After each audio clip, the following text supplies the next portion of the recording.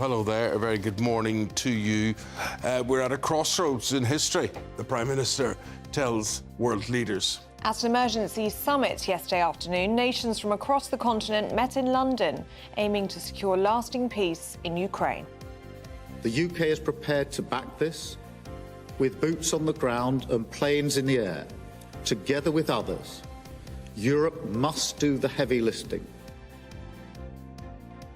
But will the heavy lifting risk a split with Europe and the United States? A royal reception. President Zelensky received a warm welcome at Sandringham as he met the King last night. Biggest night for film. Hollywood stars descend on Los Angeles for the 97th Oscars. We'll bring you the winners and the losers. Yes, it was the independent film Anora that proved you don't have to spend big to win big at last night's Oscars. I'll be bringing you all the latest later in the show. Train fares up again. We'll be out and about with commuters this morning as we gauge their reaction to the increased prices. A defining moment for mining communities. Today marks 40 years since the end of the miners' strike. It's the start of British Pie Week. We'll be joined by the makers of the famous Melton Mowbray pork pies. And look at this, cast adrift, a close shave for two window cleaners in New York who became stranded way up a skyscraper. High pressure dominating the weather pattern over the next few days. Some frosty nights to come, but plenty of sunshine. Find out all the weather details coming up soon. Hello there, a very good morning to you on this Monday morning. You're starting your day with us. I'm Eamonn Holmes. I'm Ellie Costello, and this is GB News Breakfast.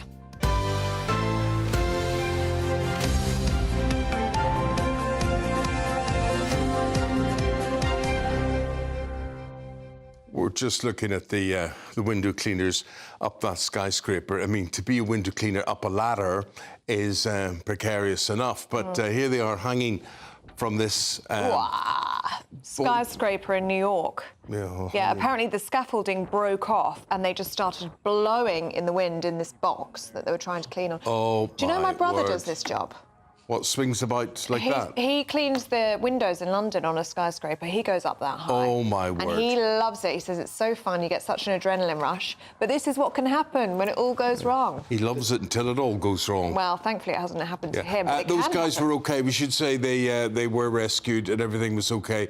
But is that what you would do for a job? What do you do for a job? Do you do anything as risky or as frisky as that is? Let us know. Honestly, what would compel you? If that was me, I'd get on the floor of that box. Would they still be attached rather than just the box? I don't know. Well, you think you'd be wired in? I think you have to stick yourself into the box. Because if the box goes, you go. With yeah. it. You just all. plummet. It's like a plunk. You just go straight down. Yeah. Yeah, exactly. I'd leave the windows dirty, personally. Would you? Yeah. You wouldn't be up there. Yeah. No, I don't know what would compel you. But And then, my brother there's loves it. self-cleaning windows. No. Yeah, What, like windscreen wipers on your windows? No, you have glass that cleans itself. No, apparently it's not actually very good. Is it not? No, my granny lived on the 21st floor of a flat in London, and she said they had self-cleaning windows that didn't actually work very well, so they still had to get window cleaners up there. Without someone to clean them. Yeah. Did they hang in the balance or were they safe? They were all safe and sound as far as I'm aware. Alex Davis, you've had a busy night, haven't you? Because you were watching the Oscars last night. Yes. How's it gone? It went very well. Lots of glitz, lots of glamour. It was... And lots of films no one's ever heard of. Lots of films, lots of people haven't heard of either. Mick Jagger did make an appearance, Well, though. I can tell you, I think the Oscars have gone to pot. Oh. Absolutely. Don't give me... Here you go again, complaining about me. Where are the films like Gone with the Wind or Snow White or big movies? Where are they? Well, we did have a who's big movie, Wicked. Who's but the it didn't best win film anything. overall? Who won the big Oscars? Nora. Not Nora. Nora Batty. Hey, Nora. Anora. I don't know. Anora. I haven't seen it. I haven't seen The it. Brutalist is big. That's 3.5 hours. Wouldn't watch that either. No. No, I wouldn't watch it. Seriously, wouldn't. It's a ticket for depression. It's like saying, do you want to be depressed? Is your life miserable enough? We've got even more misery for you. Spend 3 hours in the cinema watching this. No, thank you. Action, adventure, that's what I want. Something with Jared Butler in it. That's what I want. Yeah. Or This is why Alzheimer's kicks in again. Anyway, it's popular. I just want a popular, relaxing, escapist Daniel film. Craig, is that who you mean? No, from Northern Ireland. What's his name? Cillian Murphy? Liam Neeson. Liam Neeson. Liam. I'm a big Liam Neeson Give fan. me Liam Neeson. I'll give you an Oscar. Yeah, that's it. very good, yeah. Well, let us know what you think. Have the Oscars been ruined? Did you enjoy it last night? gbnews.com/you'll say. More from Alex shortly. Right, so yesterday, all these leaders gather in London, European and world leaders. They're in support of Ukraine. Well, GB News' Sophia Hill takes a look back at what happened and what this all means. We are at a crossroads in history today. This is not a moment for more talk. It's time to act, time to step up and lead, and to unite around a new plan for a just and enduring peace. Following a tense White House clash between US President Donald Trump and Ukraine's Volodymyr Zelensky, European leaders stepped up yesterday at a summit aimed to bolster support for Ukraine amid its ongoing war with Russia. Hosted by UK Prime Minister Sir Keir Starmer, he welcomed world leaders, including President Zelensky, to London's historic Lancaster House for talks to develop a plan to secure peace for Ukraine. We've agreed that the UK, France and others will work with Ukraine on a plan to stop the fighting. Then we'll discuss that plan with the United States and take it forward together. During the summit, leaders from across Europe consolidated months of talks, creating a new coalition of the willing to defend Ukraine and guarantee peace as they agreed to a new plan of action. First, we will keep the military aid flowing and keep increasing the economic pressure on Russia to strengthen Ukraine now. Second, we agreed that any lasting peace must ensure Ukraine's sovereignty and security. Third, in the event of a peace deal, we will keep boosting Ukraine's own defensive capabilities to deter any future invasion. The UK is prepared to back this with boots on the ground and planes in the air. Together with others, Europe must do the heavy lifting. But to support peace in our continent and to succeed, this effort must have strong US backing. The question now is, will Europe be able to go it alone without the support of the United States and President Trump? Sophia Hill, GB News. They're shouting in my ear, Oscar next, and I'm thinking, have we talked about the Oscars or what? Then I realised it's Oscar Red Drop we're talking about. The man with the in name right today. Political commentator, Oscar Red Drop. Keir Starmer, he's got this, he's owning this, isn't he? He is owning this. I mean, domestically, Keir Starmer has had a really, really unimpressive start, I would say, as Prime Minister. I don't think he's got a lot of friends in the UK domestically on the issues of the day. However, and it reminded me a little bit of when I worked with Boris. Similarly to Boris, he has led from the front on this in the last week. I'm not saying our support for Ukraine or how we put it on the agenda kind of waned at all, but it did feel like it did a little bit over the last kind of couple of years since Boris left, in my humble opinion. But Starmer has firmly put the UK front and centre of this, and it's been really diplomatically challenging. If you think how well, relatively, that visit over to with Trump went, and then having to handle almost the fallout of that, of Zelensky's meeting the very next day, over the weekend here in the UK, he's riding two very challenging horses, a temperamental Trump that we can't... I know people want to go, oh, Trump's this, and kind of turn our noses up at him and kind of, berate him for how he treated Zelensky, let's say, the other week. But that's not sensible. It's not pragmatic. The UK needs the US. So that's one horse that he's riding very well, Starmer. But he is also, cementing our place absolutely, I think, morally on the right side of this conflict. And just lastly on that, and we asked the question, will this, how do we ride those two horses? Will it, as we solidified with nations like France over Ukraine, how does that... That's completely in Trump's interest. That's what Trump wants. That's what's quite clever about what Starmer's doing. I'll say to you, I don't think Starmer is doing anything unless he runs it past Trump Absolutely right. Really? I think good. Everybody says no. talking No, nonsense. no, no, I'm thinking he's going, listen, Donald, I'll smooth this over for you. You fall out with Zelensky, that's OK. I'll get him on side. I'll look as if I'm the tough guy. I'll be the middleman between you and him. It would be completely counterproductive and, diplomatically insane for us to, extend an invite to the King and do all that sweet talking and have a really productive meeting with Trump for only 2 days later to work completely in conflict with Trump's probably interests at this point in terms of the conflict. But it is very, very. It's a very, very narrow corridor that we're having to walk down to keep those two horses happy.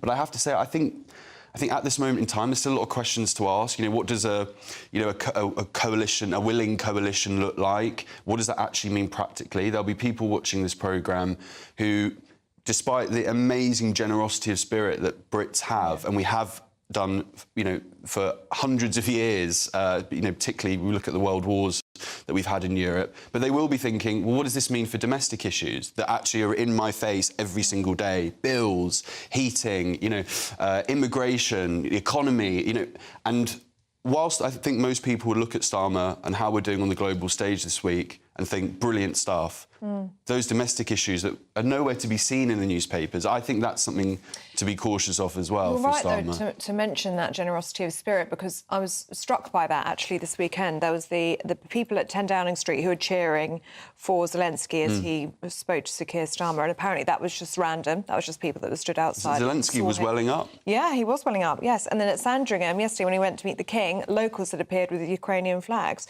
We do have a very Churchillian response to war, it seems, in this country. Absolutely. So that's the kind of the emotion here that we need to remember morally. There is only one side to be on with this conflict. And Brits, the majority of Brits know that. But pragmatically, and this is what Eamonn's kind of hinting at, you've seen the, Peter Mandelson, our ambassador over in the US, saying, sign the peace deal. Go over there, the critical minerals deal, think very carefully about that, Zelensky, get that signed, think pragmatically, because in terms of a resolution to this war, at this moment in time, there is only one show in town. And like him or loathe him, Trump holds a lot of power and domination and cards on this. Well, and so, I'll tell you what he's also getting. He's getting a lot of money back. And one thing I don't like, though, apparently it's pretty standard in warfare, is that he gets recompense for providing arms and munitions, right? So the question we're asking today, do you agree with the Prime Minister's pledge to give 1.6 billion in defence aid to Ukraine? 1.6 billion from this country in defence aid to Ukraine. Have your say. That is our poll of the day. Now, when it comes to cash, when it comes to money going to Ukraine and not going to certain things in the UK, I wonder, do people waver on that, Oscar? It's really, really tough. I think they have to think really, really carefully about it. I think they have to think imaginatively in terms of how we fund this, because ultimately, the selling technique, if you like, that Starmer has to make is that defending Ukraine and ensuring that Russia cannot invade a sovereign European country again is entirely within the British interests, in terms of here and are confident, and the threat that an emboldened Putin would cause a country like the UK.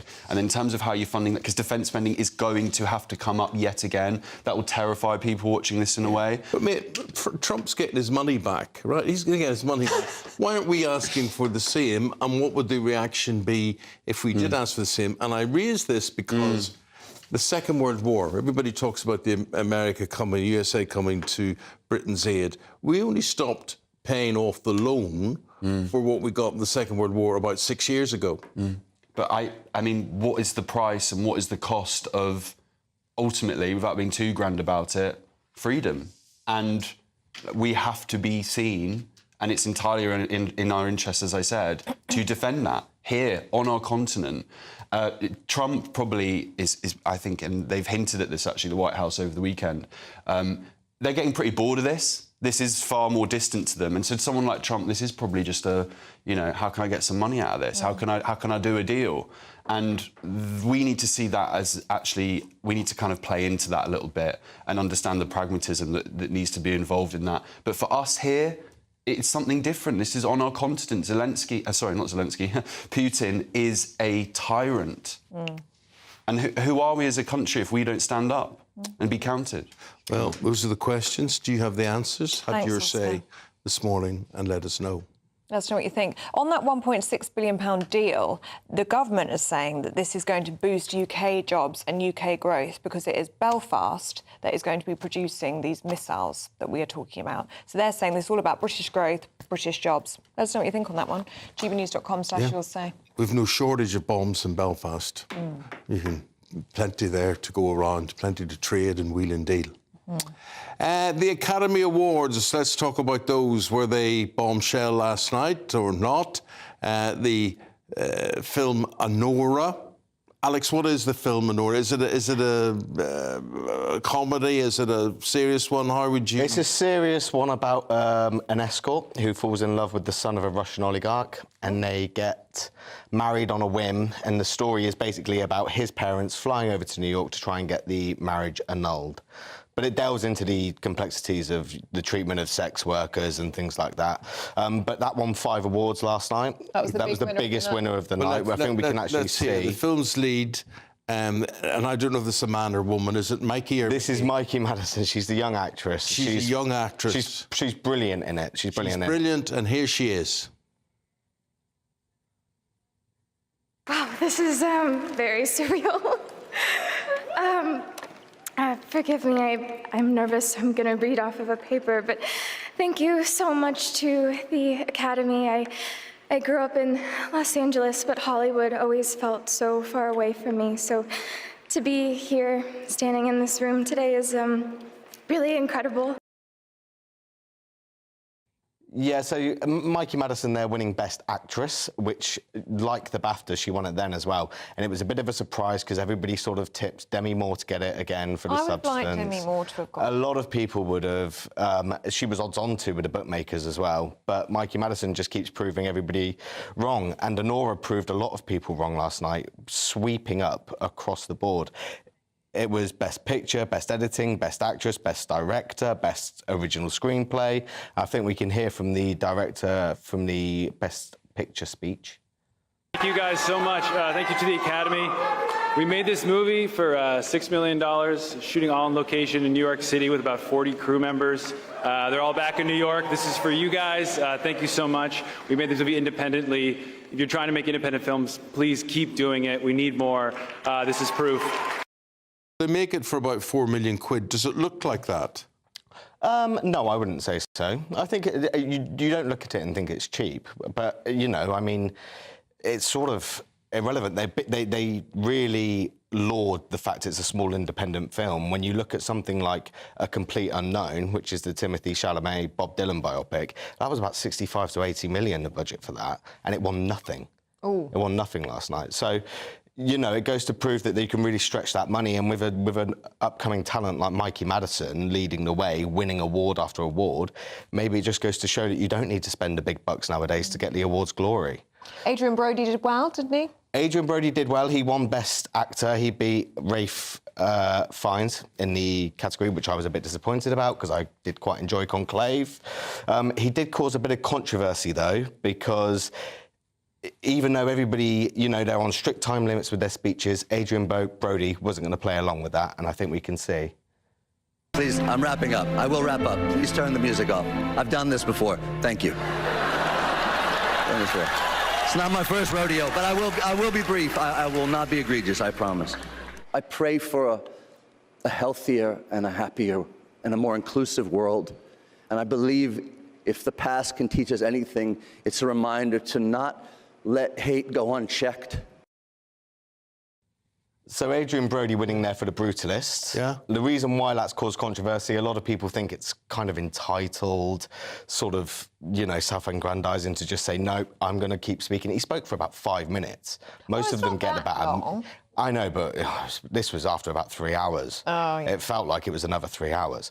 But, you know, it seemed a bit disrespectful to the people who have also won awards but have to be rushed off stage. But, you know, like you said, some people might think, do you know what, fair play to him for not bowing down to the producer's orders. OK, well, I'll tell you what, Alex, there's a brief taster of who won what and what way it's going, and you're going to be back again very shortly, and you'll bring us up to date with everything else that happened and who was on that red carpet and whatever. Thank you very much indeed, Alex. Thank you. Now, at 19 minutes past 6, let's take a look at some other stories coming into the newsroom this morning. Yesterday saw the highest number of illegal small boat crossings in the English Channel so far this year. 500 migrants made the journey, with improving weather conditions aiding ease of passage. A total of 5 border force vessels were scrambled across the day to intercept these boats as they reached British waters.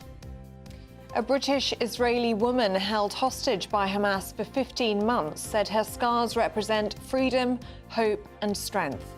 Emily Damari has undergone surgery for injuries sustained during the October 7th attacks when she was shot and taken hostage in Gaza. Ms. Damari, who has 2 fingers missing from her left hand, says she was held for 471 days with little medical treatment. His Holy Father, the Pope, has thanked well-wishers and says he prays above all for peace as he spends his 3rd week in hospital with pneumonia. The Vatican added that he is in a stable condition and no longer needs ventilation.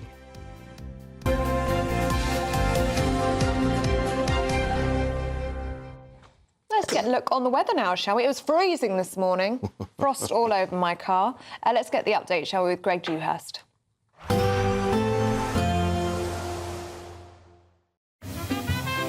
Heavy showers first thing will be followed by a warm, cosy day. Boxed boilers, sponsors of weather on GB News. Hello there, good morning. Welcome to your latest GB News weather. High pressure really dominating, a frosty start, but then plenty of sunshine across central southern areas. Patchy rain across northern parts to contend with, and through the day this weather front won't go very far. Northern Ireland, southern Scotland, northern England will remain quite cloudy with the risk of some patchy rain at times, largely over the hills though, and there will be some brighter spells. To the south of this, across the rest of England and Wales, plenty of sunshine after that chilly start. Feeling pleasant out there, generally cloudier skies for Scotland, but there will be some hazy spells of sunshine too, particularly in the east, and temperatures in double figures for all, generally above average, 11-12 Celsius, so in that sunshine feeling pleasant out there with generally light winds as well. As we move through into the evening time, we'll have some showers across Orkney and Shetland, but much of mainland Scotland will be dry with some clear spells, perhaps some late sunshine before dusk as well in the east as temperatures start to dip away. Cloudier skies though for Northern Ireland.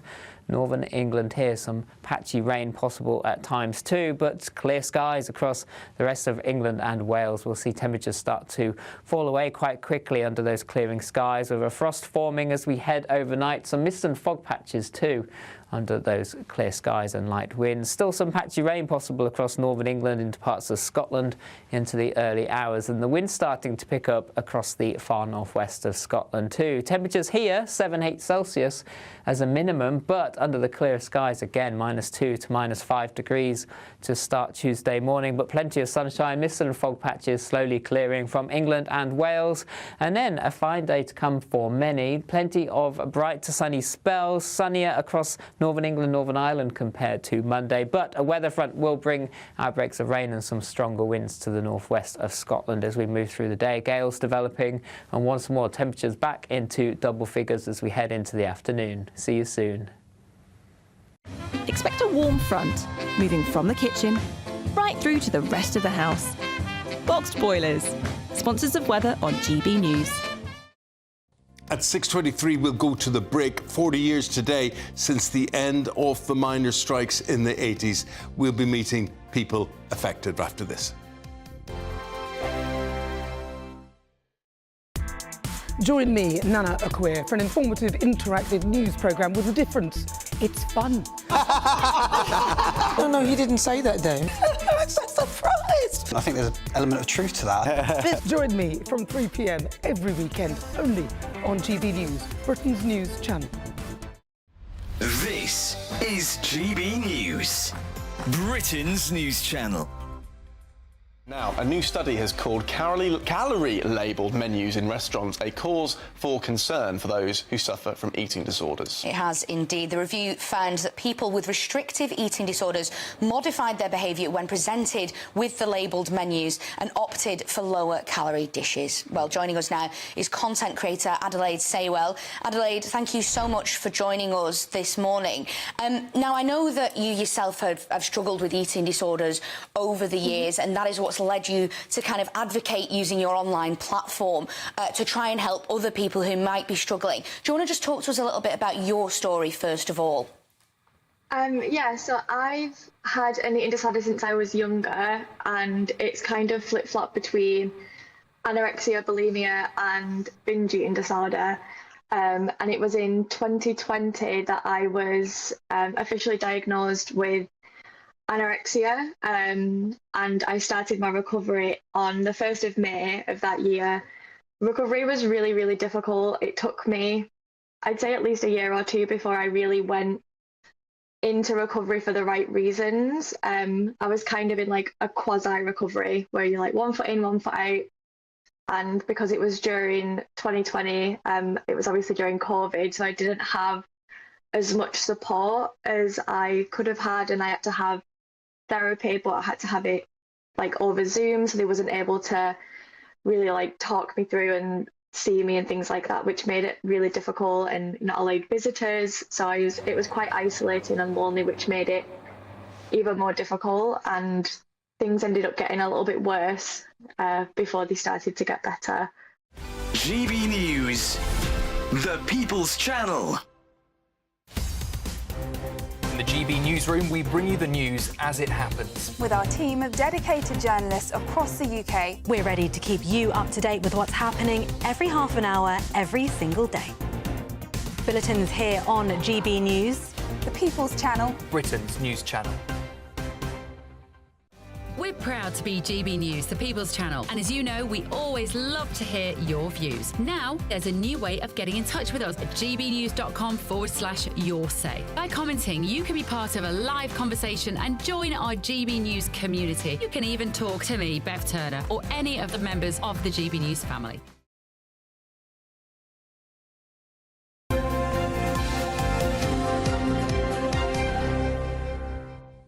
Welcome back. It's 27 minutes past 6. And it's the final week to see how you could win one of 2 amazing prize bundles in our latest Great British Giveaway. Yep, each one has a brand new iPhone 16, £500 in shopping vouchers and a whopping £10,000 in tax-free cash. But you have to hurry as lines close on Friday. It's the final week to see how you could be one of 2 big winners in our latest giveaway, as we have 2 prize bundles that have to be won. There's 2 lots of a totally tax-free £10,000 in cash. You'll also receive a brand new iPhone 16, along with £500 in shopping vouchers to spend at your favourite store.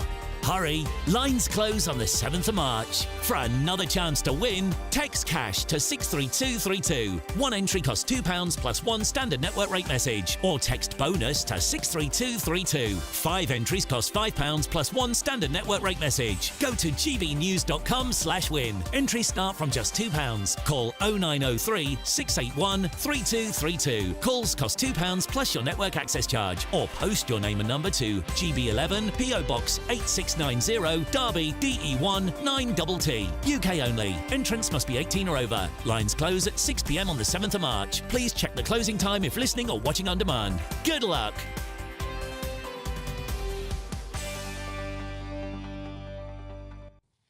Today marks the 40th anniversary of the end of the year-long miners' strike. Well, a wave of pit closures followed, and almost all of Britain's deep coal mines were shut within the next 20 years. And that paved the way for privatisation of nationalised industries and utilities, including steel, railways, gas, telecoms and water, many of which we are still debating today. Well, our reporter Anna Riley spoke to former miners in South Yorkshire about their lasting legacy.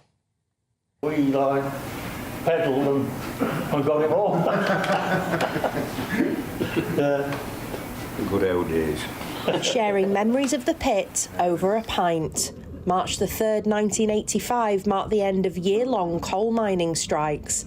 And 40 years on, these former South Yorkshire miners reflect on the end of an era. We voted to strike. We thought it might be only for a few weeks or something like that, and obviously a year later we came away obviously without a victory. We just went back and we just had to build up with lives again. And it's a shame that it's had to come to an end, knowing that there's still coal down there to be mined. I mean, Redishire Park, I don't know if I've heard it right, there's about 14 years of coal left down there. So 14 years of coal just lost. If they asked me to go back, I'd go back. But now it's gone and, you know, it's faint memory as such. But you have good memories of who you work with and whatnot. Yeah, it's sad that it closed, but you have to start another. You know, you can't dwell on it. You have to start and get on with what you've got, like. As parents, grandparents, it's what people were brought up with. You know, I don't think you get that sort of camaraderie now. I mean, I've had a lot of jobs since, foundries and whatever, and gas areas, and it's not the same. With the mines came the miners' clubs, and here in Renishaw, the miners' welfare is still thriving. It was very hard at the time, and whilst we've got no mining in the village now, and not for a very long time, we do all we can to keep that community spirit going. We recognise the importance of keeping the heritage alive, and we want the younger generation to know where they come from. Cheers. All the best. All the best. Up the miners. Although coal mines eventually closed, the community spirit in former pit towns like this one is here to stay. Anna Riley, GB News. Your thoughts, welcome. Now do stay with us. Still to come, Dawn Neeson and Susan Holder will join us to go through the papers. That's next.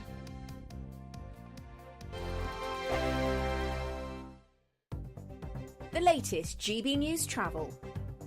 Good morning, I'm Russell Holding. Train services aren't running between Bishop Auckland and Darlington, where overnight engineering works have overrun. The M62 in Greater Manchester's blocked westbound by an accident at junction 19 at Haywood, with diversions off and back on via these slip roads. In South Yorkshire, the A628 is closed eastbound along West Way off the Town End roundabout in Barnsley for an investigation. On the M69 in Leicestershire, there's a lane closed southbound after an accident between junction 1 at Hinckley and the M6. On the M3 in Surrey, the southbound entry slip roads closed at junction 3 at Bagshot, where overnight roadworks have overrun. On the M26 in Kent, it's taking a quarter of an hour in delays approaching the M25 because of roadworks, and in East Sussex, the A259 remains closed along Grand Junction Road off the A23 in Brighton because of an unsafe building.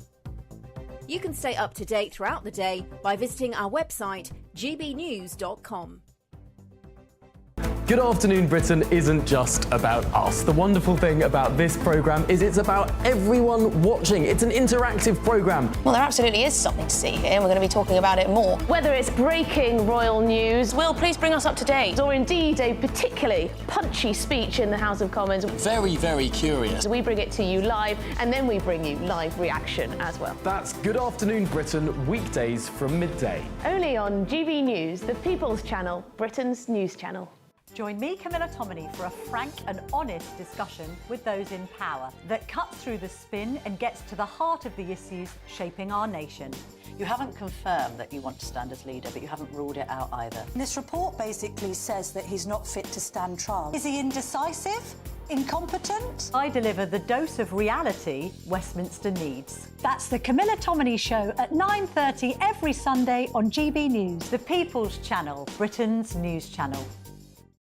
It's Patrick Christie's Tonight, and here we do things differently. It's explaining the absolute madness of this, doesn't it? It's explosive. I mean, this is very good. It's lively. 850. Your government sat there, Sean, and it did nothing. It's controversial. And the Middle East has been in turmoil since before I was born. It's everything you need to kickstart your evening. Everyone's had their Weetabix tonight. I love to see it. That's Patrick Christie's Tonight, weeknights from 9 p.m.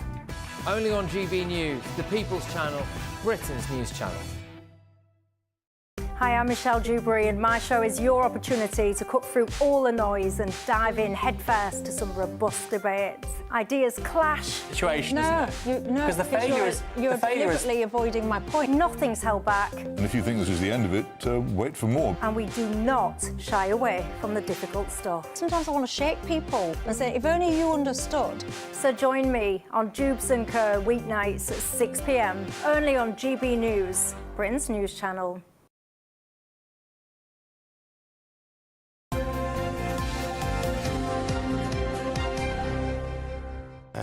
So here we are, we're going through the papers today, and we do it in the lovely company of Dawn Neeson and Susan Holder. Very nice to see you both. Morning. And we were having a good old bitch there before you joined us week about the way they all looked at the Oscars last night. And you reckon, guys, the women are there and they all look thin because they're all on this Ozempic, or most of them are, or a lot of them are. Well, we were having this conversation outside about how women pulling other women apart is not a very good look. No. However, having said that, we are human, and we all looked at the pictures and go, oh, my God, all of these women really are on weight loss drugs when they quite clearly do not need to be on weight loss drugs. Yeah. Well, we don't know for sure. I mean, that's what they look like. There is a sort of an Ozempic face, though, actually. Yes, it shows in their face more than it actually shows in the... You go for the kind of, you know, the slimmer hips, and I'm afraid it does show in... It's not a good look. It's not healthy, is it? It is interesting, though, that a lot of them just don't... They look different, photograph to photograph. Now, either it's all touched up. There was somebody we were looking at there today, not name people, but, you know, she looked beautiful in this picture, and then there's another picture, and she just looks quite scary. Well, these are already thin women, aren't they? This they is don't the need the sort of weight loss drugs, but it is obviously doing the rounds in Hollywood. They're all on it. And it's very easy to get. I mean, that's the problem. But also it's the combination, I think, of the severe weight loss, and then you pump the fillers in, I think, to cheeks and lips, and that's what distorts, and that can come and go. So you see there is differences. However, there's some amazing acting talent there. I have got no idea who won anything, and if I knew the names, I wouldn't know who the people were. Well, Anora was the big win. No, here is the point. You don't know anybody.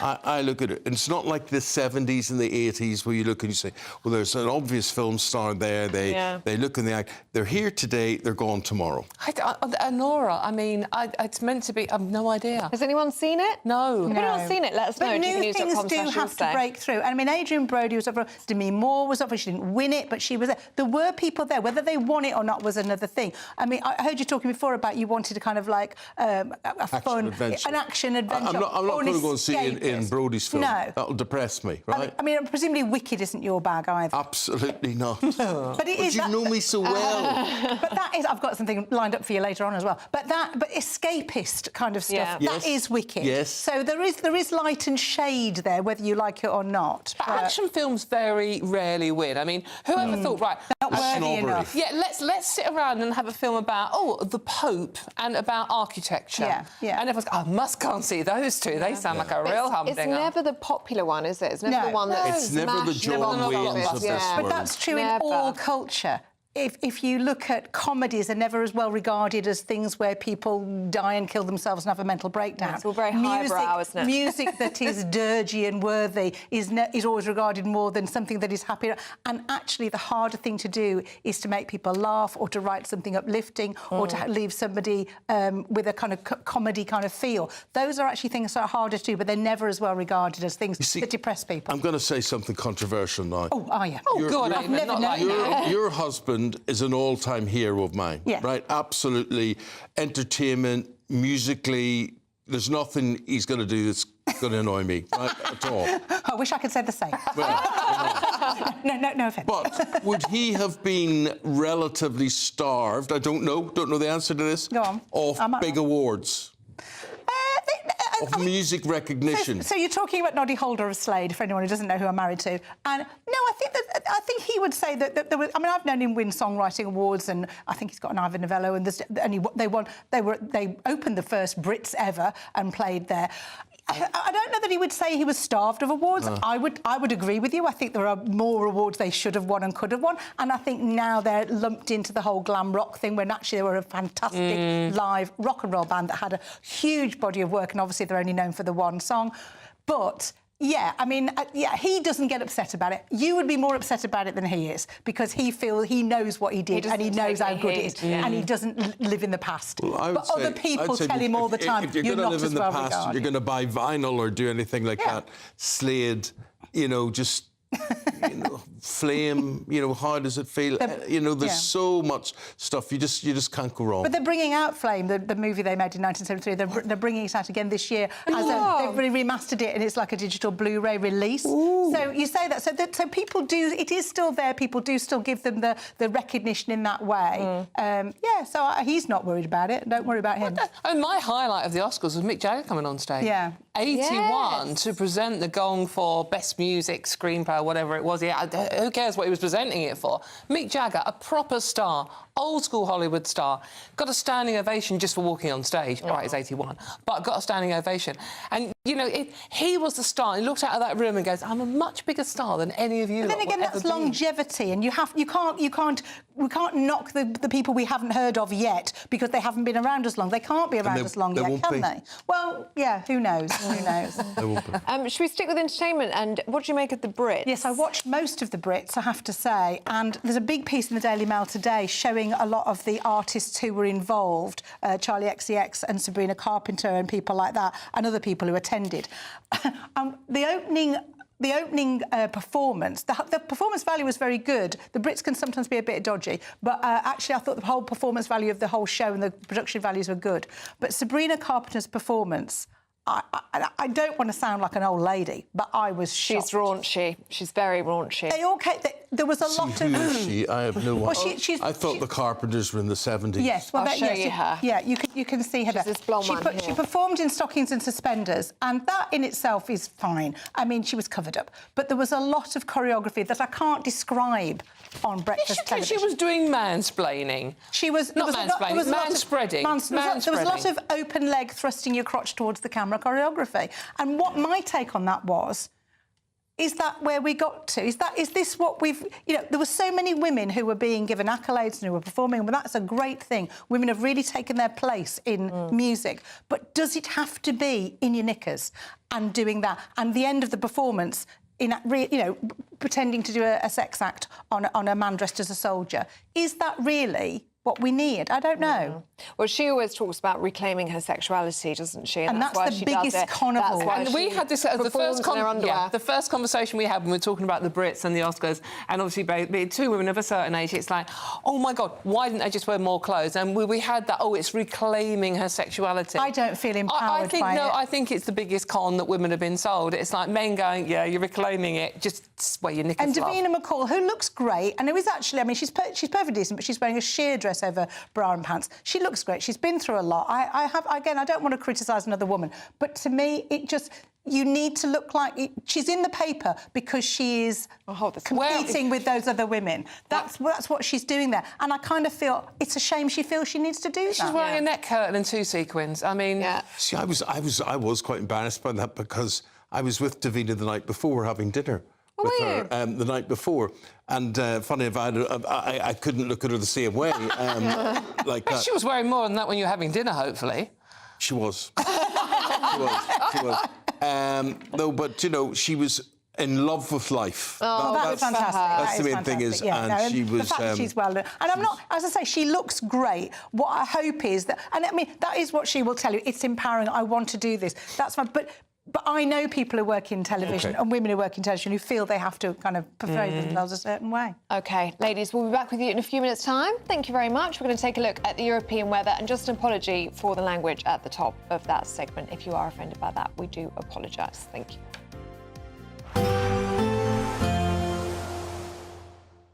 Ready to soak up that holiday sunshine? Won't we need some cover? No worries. All sorted. All Clear Travel Insurance sponsors GB News Travel Destinations forecast. There's some wet and windy weather on the way for Iberia over the next couple of days, but higher pressure further east is bringing some sunshine. However, there is still some showers around, particularly across parts of Greece, Cyprus and Turkey. High pressure, though, brings sunshine to parts of Italy and southern France. However, low pressure very much in charge further west, with plenty of rain and strong winds, and those temperatures generally in the mid to high teens for much of Tenerife and the Canary Islands. There is some sunshine on the way, and temperatures are on the rise by the time we get to Friday. All Clear Travel Insurance sponsors GB News Travel Destinations Forecast. In the GB Newsroom, we bring you the news as it happens. With our team of dedicated journalists across the UK, we're ready to keep you up to date with what's happening every half an hour, every single day. Bulletins here on GB News, the People's Channel, Britain's news channel. This is GB News, Britain's news channel.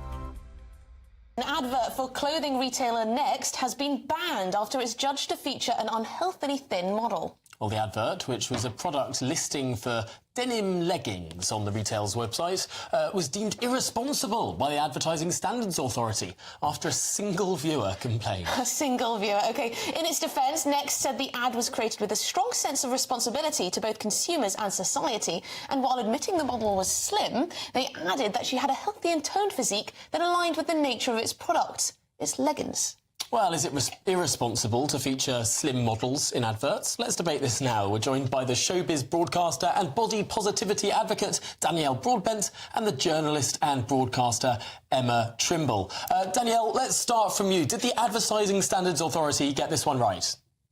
Absolutely. I mean, loads and loads of brands sell leggings and they don't need to feature a super slim model to sell their clothing and their leggings. Now, from my point of view, the ASA are not saying that this woman is unhealthy. They're saying the way she's being styled and the way she's posing looks unhealthy. And with such a trend going on at the moment with no, curvy plus-size models in the fashion weeks, the trends of weight loss pens and things that are going round, are we encouraging, when we see adverts like this, vulnerable young teenage girls who are quite vulnerable anyway with body image? Are we encouraging eating disorders? I think the idea that society is somehow, holding up anorexia as a virtue is just an anachronism. This woman is healthy. She's being body shamed for being healthy. I think people really just need to, and I know this sounds harsh, but I think they just need to get over themselves. It's this kind of scrutiny that is actually leading to people being so fixated on the way that people look. GB News,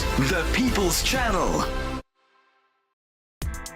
Join me, Nana Akwe, for an informative, interactive news programme with a difference. It's fun.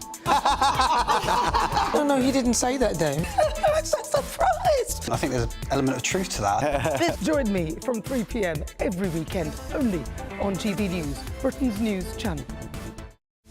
This is Britain's Newsroom, where your voice matters. It's just astonishing. With expert analysis and honest opinion, we don't just keep you informed. We bring you unique perspectives you won't see anywhere else. Can't argue with any of that. When the news happens, it happens here. On Britain's Newsroom, weekdays from 9:30 a.m. Only on GB News.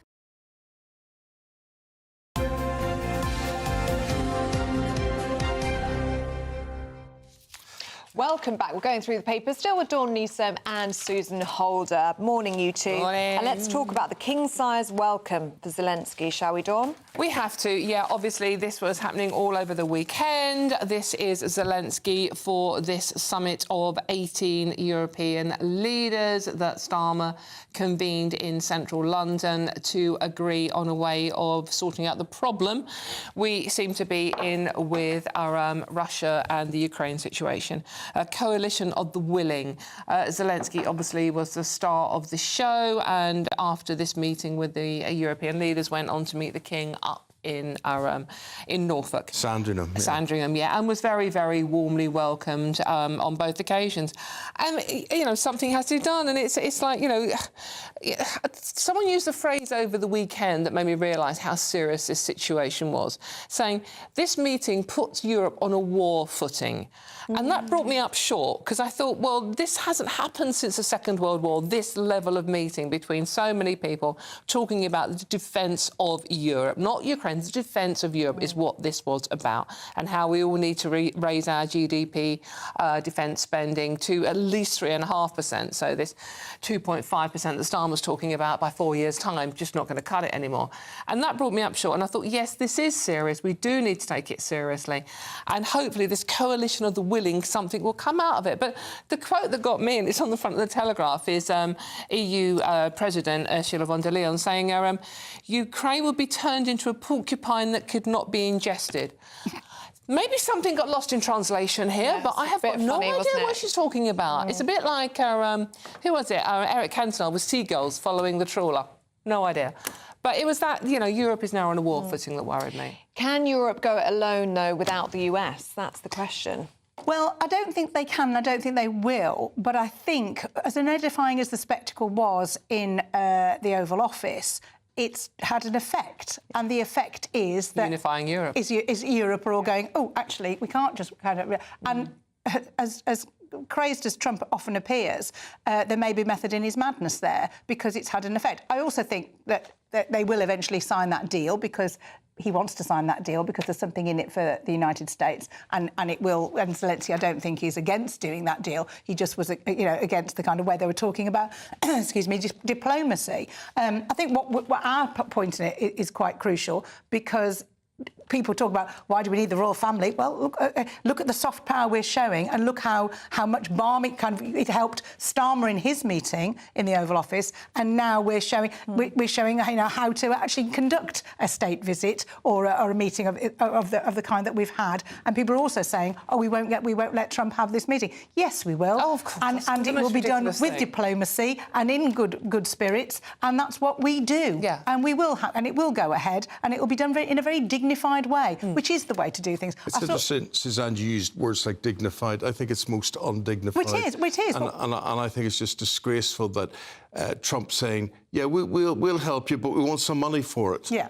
Why don't you say thank you more often? And the whole thing about his suit, I just think was ridiculous. What we forget about Trump, he is a businessman. He's a showman. Yes. He's not a politician. He never has been. You know, you can either like or dislike that about him, but he does deals. Yeah, he does. That's what he does. I saw a very interesting clip with Bill Clinton being interviewed about Putin, and he said, you know, you should talk tough privately, but it's never good to kind of talk trash, to talk people down and humiliate them publicly, unless you really have to. Well, maybe Trump felt he had to, but that's a moot point, isn't it? Yeah, but if looking at the situation on Friday, it was actually mostly JD Vance, wasn't it? Yeah. Going at Zelensky. And it was the same with Starmer, because he made the comment about free speech, didn't he? Yes. It's almost as if Trump is trying to be the chairman between the two. Yes, and it's JD Vance who's coming forward with the these attack lines. dog, the Rottweiler. Yeah, he's got his henchmen around him doing the dirty work. The good cop, bad cop scenario. Yeah. The difference with Starmer is, unlike Zelensky, Starmer did not rise to the bait. Starmer, being the lawyer as well as a politician he is, did not rise to the bait and just smiled sweetly and handed over the letter from the king. Well, Zelensky's scrappy, isn't he? And, you know, Trump doesn't like that. But, I mean, how could he not be? And also speaking in his third language as well. So forgetting that. Totally outnumbered. Yeah. Totally outnumbered. He didn't know anybody else helping him when making other points. There were you know, several of them on him at one point and talking over him. Yeah, I think they're going to have to look at that, aren't they, to maybe have a translate. I mean, yesterday he was speaking to journalists in Ukrainian, so he's obviously thinking, I don't want to get misinterpreted. I'll be speaking in my mother tongue. I'm just amazed that Starmer has got this position that he gets these leaders to come and visit him in London. Well, if I was in Germany or France, I'd say, why don't you come and visit me here? You know, I don't see who died and put him in charge. Well, they had that meeting in Paris, didn't they? He's the Prime Minister, Eamonn. I think he is in charge a bit. But he's got stuff all to do with Europe. Well, no, but we do need to. I mean, work if I with was people. France or Germany, whatever, I'd be most insulted. I'd be saying. Yeah, so it's interesting that all the EU leaders came over here, and the president of the EU came to London after we Brexited to hold this meeting. Yeah, I agree. I think it's quite strange, but there you go. Let's have a look at Susan. Let's have a look at this. Eating too many treats on your holiday can give you obese brain. Apparently, this is you. This is every me. Weekend, you come back with an obese brain. Yes, it's so true. Well, 'cause it's not going anywhere else, is it? No, it's saying that. Yeah, it's not about how much weight you do put on. It's the fact that your brain thinks you're. So you feel fat. Yes. I kind of get that, which is odd. So I don't know, but it's not really very good, is it? Because you could just, I just feel fat. I'm not really fat, which is kind of, you could kid yourself a lot on that. But a week of indulgence changes the chemical makeup of your mind, and so makes you think and behave as. I don't know how you behave as though you're overweight. I don't know what that means. But yeah, it's a story. What was more interesting, and I thought you might like, is next to it in the Daily Mail on the same page is a chocolate thief has been a shoplifter who stole more than £5,000 worth of chocolate from shops across the country has been jailed. That's good, isn't it? That is We're good actually news. jailing shoplifters. That's good. That's good. Although he only stole chocolates, man. He was a bit of a chocoholic, a 20-year-old. £5,000 worth of chocolate. I mean, That's that's a lot. Supermarkets. It's Yeah, a lot. there you go. Guys, thank you very much indeed. See you again in about 40 minutes' time. For the moment, thank you very much indeed. As we start the day, start the week with us, we're going to find out what the weather's up to. Let's go to Greg Dewhurst. Good morning, Greg.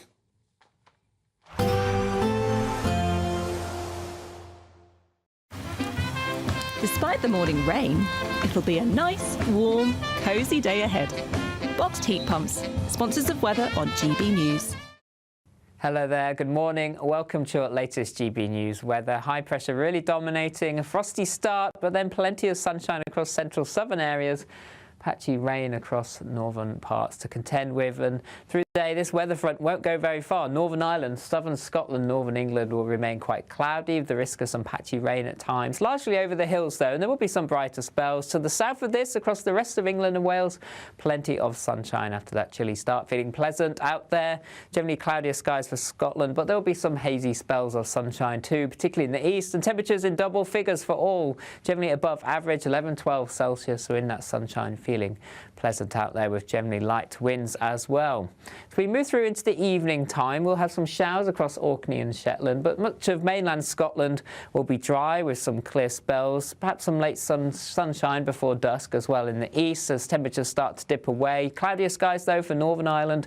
Northern England here, some patchy rain possible at times too, but clear skies across the rest of England and Wales. We'll see temperatures start to fall away quite quickly under those clearing skies, with a frost forming as we head overnight. Some mist and fog patches too under those clear skies and light winds. Still some patchy rain possible across northern England into parts of Scotland into the early hours, and the wind starting to pick up across the far northwest of Scotland too. Temperatures here 7-8 Celsius as a minimum, but under the clear skies again -2 to -5 degrees to start Tuesday morning, but plenty of sunshine, mist and fog patches slowly clearing from England and Wales, and then a fine day to come for many. Plenty of bright to sunny spells, sunnier across Northern England, Northern Ireland compared to Monday, but a weather front will bring outbreaks of rain and some stronger winds to the northwest of Scotland as we move through the day. Gales developing, and once more temperatures back into double figures as we head into the afternoon. See you soon.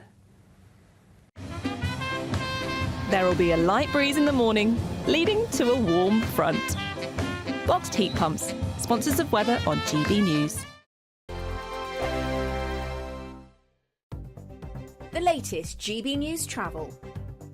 Good morning, I'm Russell Holding. The M8 in Renfrewshire is blocked westbound for an investigation between junctions 26 and 27 from Lincoln to Paisley, causing queues. Trains aren't running between Darlington and Bishop Auckland because of overrunning engineering works. The M62 in Greater Manchester is blocked westbound by an accident at junction 19 at Haywood. Versions are often back on via the split roads. In South Yorkshire, the A628 is closed eastbound along Westway in Barnsley for an investigation. In Bedfordshire, the A5183 is blocked south of Dunstable by an accident. Trains have been stopped between Slough and Windsor and Eton Central because of a faulty train. On the M25 in Essex, the outside lane's closed anti-clockwise just after junction 34, the A13, where someone's broken down, causing queues.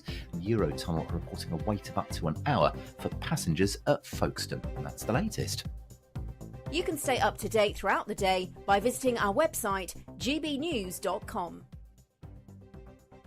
It's the final week to see how you could be one of 2 big winners in our latest giveaway, as we have 2 prize bundles that have to be won. There's 2 lots of a totally tax-free £10,000 in cash. You'll also receive a brand new iPhone 16, along with £500 in shopping vouchers to spend at your favourite store. Hurry, lines close on the 7th of March. For another chance to win, text cash to 63232. One entry costs £2 plus 1 standard network rate message, or text bonus to 63232. 5 entries cost £5 plus 1 standard network rate message. Go to gbnews.com/win. Entries start from just £2. Call 0903 681 3232. Calls cost £2 plus your network access charge, or post your name and number to GB11 PO Box 8690 Derby DE1 9TT. UK only. Entrants must be 18 or over. Lines close at 6 p.m. on the 7th of March. Please check the closing time if listening or watching on demand. Good luck. I'm Christopher Hope. From pop stars to politicians, I'll interview anybody in a pub who's got a political opinion. Join me every Friday on Spotify, Apple Podcasts, YouTube or gbnews.com, or wherever you get your podcasts. This is GB News, the People's Channel. We're proud to be GB News, the People's Channel. And as you know, we always love to hear your views. Now, there's a new way of getting in touch with us at gbnews.com/your say. By commenting, you can be part of a live conversation and join our GB News community. You can even talk to me, Bev Turner, or any of the members of the GB News family. Headliners on GB News 11 p.m. every night. It's got 3 top comedians going through the next day's newspapers so you don't have to read them, which is great. That's a good point. He's lying. I mean, maybe he's not lying. That's Headliners every night from 11 p.m. and 5 a.m. as well on GB News, Britain's news channel.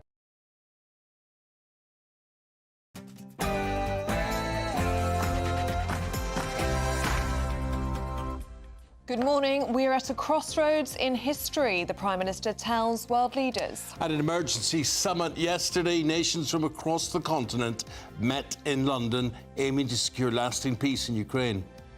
The UK is prepared to back this with boots on the ground and planes in the air. Together with others, Europe must do the heavy lifting. But is that heavy lifting risking a split between Europe and the United States? A royal reception. President Zelensky received a welcome at Sandringham as he met the King last night. The biggest night for film, Hollywood stars descended on Los Angeles for the 97th Oscars. We'll be bringing you all the winners and the losers. Yes, it was a very good night for Honora's Mikey Madison and the Brutalists' Adrian Brody, but not such a good night for Timothée Chalamet and a complete unknown. I'll have the latest later.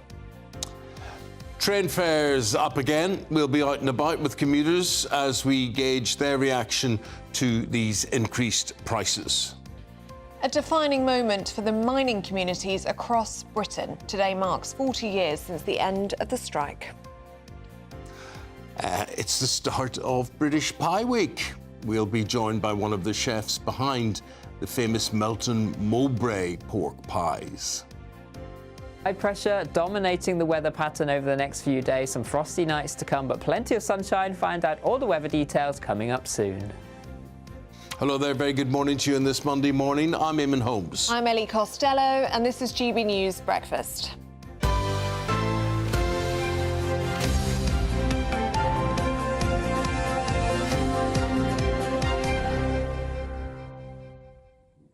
It's British Pie Week this week, so we are going to be celebrating in the right way, I think, by trying a different sort of pie every single week. We'll get every single week, every single day.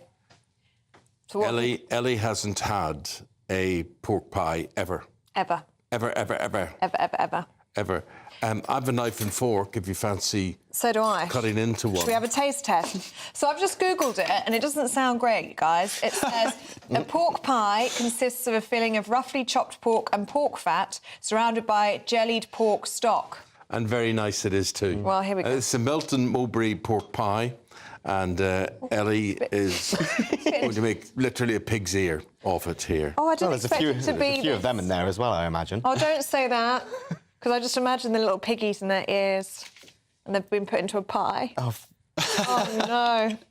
OK, I wasn't expecting it to be that heavy. It's Quite pretty dense, stodgy. isn't it? It's very stodgy. Right, here we go. Cheers. Cheers. Cheers.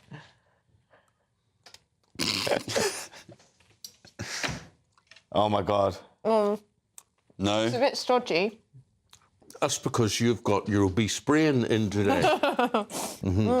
Yeah, not awful. Not great. Do we need a bucket? I was expecting it to taste more like ham, but there's not a lot of that. It's more pastry than anything else. A very nice. Now, the big debate is, and this is where you can help, should you heat a pork pie or not? I wouldn't have thought of it, but apparently a lot of people in our office today say the only way to eat it is through heat. And then Susan, our newspaper reviewer today, she said... You're right, Ellie. I'm not enjoying it. I'm not enjoying it. Why are you not enjoying it? It's not ending. I'm still chewing and it's still there. No, I'm not a fan. So Susan's not a fan of eating a pork pie for hygienic reasons, and she says it awakens bacteria and all that sort of thing. But what do you think? Should a pork pie, a Melton Mowbray pork pie, for instance, should it be microwaved or put in the oven or What do whatever? you think? I don't see any need for it. I've never had one that's hot before, so... So apparently it's very good with mustard. I'm not going to lie to you, I'm not sold. I like an apple pie, and I really like a chicken and leek pie, if I were to choose a pie. A steak and ale pie. What about fish? A fish pie, yes, a fish pie is great. Do you know what? I'm not adverse to any pie, really, but maybe a pork pie. I'm not sold on that. So, OK, we'll just leave that for me then. Oh, well, yeah, that's yours now. Big moment in London yesterday. European and world leaders gathered to support Ukraine. Yes, GB News' Spear Hill takes a look back at what happened and what this all means. We are at a crossroads in history today. This is not a moment for more talk. It's time to act, time to step up and lead, and to unite around a new plan for a just and enduring peace. Following a tense White House clash between US President Donald Trump and Ukraine's Volodymyr Zelensky, European leaders stepped up yesterday at a summit aimed to bolster support for Ukraine amid its ongoing war with Russia. Hosted by UK Prime Minister Sir Keir Starmer, he welcomed world leaders, including President Zelensky, to London's historic Lancaster House for talks to develop a plan to secure peace for Ukraine. We've agreed that the UK, France and others will work with Ukraine on a plan to stop the fighting. Then we'll discuss that plan with the United States and take it forward together. During the summit, leaders from across Europe consolidated months of talks, creating a new coalition of the willing to defend Ukraine and guarantee peace as they agreed to a new plan of action. First, we will keep the military aid flowing and keep increasing the economic pressure on Russia to strengthen Ukraine now. Second, we agreed that any lasting peace must ensure Ukraine's sovereignty and security. Third, in the event of a peace deal, we will keep boosting Ukraine's own defensive capabilities to deter any future invasion. The UK is prepared to back this with boots on the ground and planes in the air. Together with others, Europe must do the heavy lifting. But to support peace in our continent and to succeed, this effort must have strong US backing. The question now is, will Europe be able to go it alone without the support of the United States and President Trump? Sophia Hill, GB News. Well, we're joined now by political commentator Oscar Redrup. And what did you make of this weekend's events, Oscar? Well, look, I mean, I think he's right. These are incredibly challenging. These are incredibly challenging times. And after his visit to go see Trump, and then the fallout that happened the very next day with Zelensky, and then having to slightly kind of put his arm around Zelensky's shoulder, pick up the pieces of that over the weekend, is diplomatically riding two very, very challenging horses. Why is he being allowed to? You know, if I'm running France or I'm running Germany, why am I scooting over to London to listen to what Keir Starmer has to say? Because I think ultimately, and this is where people think, wait, is this in conflict with America and Trump? Yeah. It's actually what Trump wants. Trump wanted the EU to get bloody serious on defence and get bloody serious around a war, a conflict that was happening on our continent and not his. And from an America First perspective, and he's a temperamental, bombastic America First president, that is entirely, you know, people think, you know, he's ultimately very, very unpredictable. That is very predictable. And so Keir Starmer went over there to the US and probably said to Trump, off camera, away from, you know, all the stage stuff, and was like, I'm going to get the EU, I'm going to get European nations serious on this. I get it. And I think that played very well with Trump. And I think that also works for us, standing up to ultimately, and I know it's frustrating. I know it's frustrating when we're shelling out money, you know, for somewhere overseas. But Putin is a tyrant, and we if we as Brits, in our character, if we don't put our money where our mouth is and we don't stand up to that, then I'm not quite sure what we are as a nation. But I know it's awkward. I'm sitting now watching any relationship between Putin and Trump, and it looks to me as if they're mates. So I'm sort of saying, what difference does it make what we're doing? Because these two are going off and deciding something themselves. Well, there is a pragmatic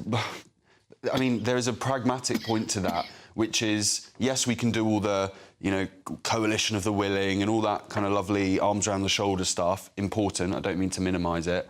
But there is a pragmatic route into Trump.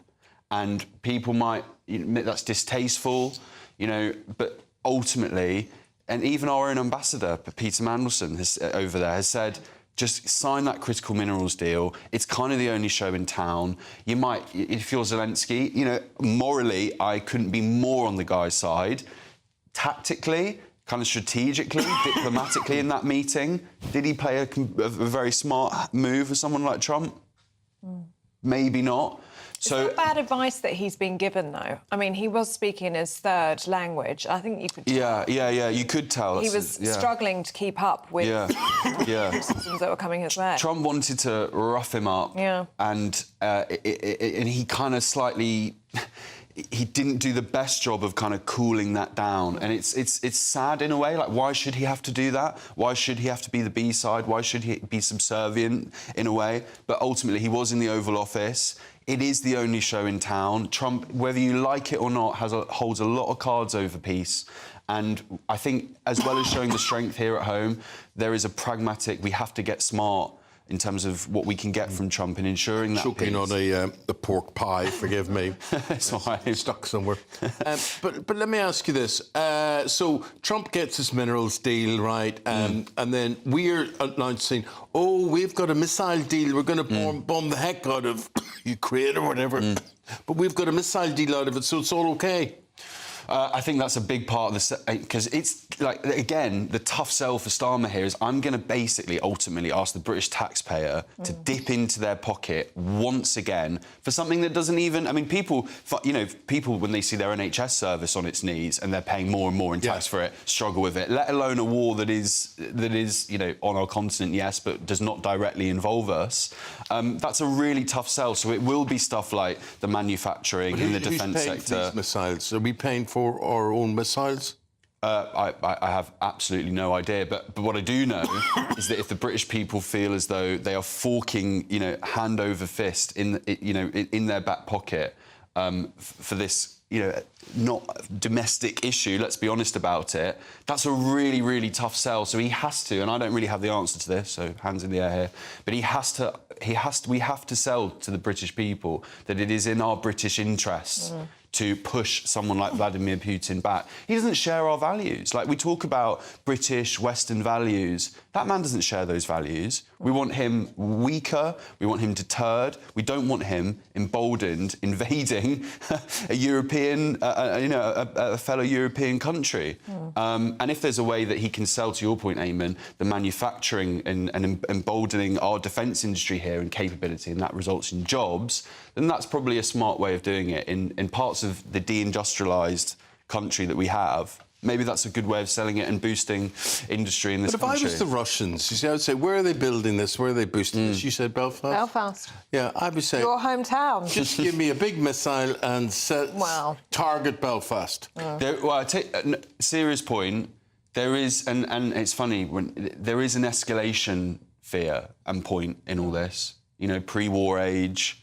European nations coming together, does it put us on some war footing? That's what the defence spending increase is meant to do. So there is an escalation point. And that's why, like him or not, Trump is determined. And Starmer said this yesterday, Trump, whatever you think, is determined for peace here. Yeah. He wants done with it. He wants peace. And so we have to hold America close still. Oscar, people having their say on what you've had to say today. We'll reflect those throughout the programme. The poll of the day is we're asking, do you agree with the Prime Minister's pledge to give $1.6 billion in defence aid to Ukraine? Yeah, this is this missiles package, these missiles that will be made in Belfast, and the government is saying it's going to create 200 jobs and more jobs as well in the UK supply chain. Let us know, is that a good use of money? You can scan the QR code on your screen now, or you can go to gbnews.com/poll. As always, the final results will be announced in Martin Daubney's show later. Oscar, thank you very much. Thanks, guys. This morning. Yeah, well, I about just got my breath back. After you choked on a pork pie. Well, it was the pastry. It's dense, isn't it? Really dense. No, but it's just unfortunate. It's not made to read the news with as well. Well, no. But We gave it a good go, though, didn't we? It is British Pie Week. He's still choking on his British pie. And what better way to celebrate than treating yourself to one of Britain's most cherished culinary traditions? And it's been a big day for Ellie today because she hasn't cherished or treated herself so long. So this was a first experience for you. First experience of a pork pie. I'm not going to lie, I didn't love it. But apparently, if you have it with English mustard, it's very good. Yeah. So maybe that's why I'm going wrong. Anyway, There's lots of things you can have it with, but Yeah. it's really nice. apparently it's really important to have on a picnic. So Well, that's what I need to be doing. Pie enthusiasts will be shouting at the TV, echoing their love for the dish, and they have different recipes for it and stories. And join with us this week to have a slice of what you like. Yeah, because there's so many different types of pie, isn't there? Traditional steak and ale or sweet apple. There really is something for everyone. Let's go to Richard Griffiths. Richard, we say good morning to you. And Richard runs Ye Old Pork Pie Shop in Melton Mowbray. Richard, good morning to you. How's business?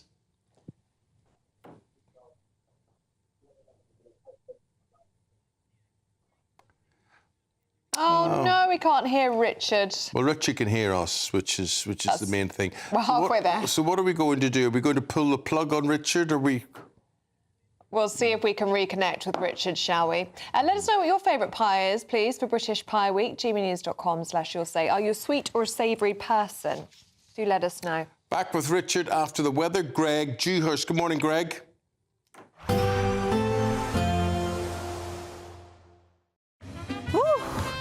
A chilly start will give way to a lovely, warm afternoon. Boxed heat pumps, sponsors of weather on GB News.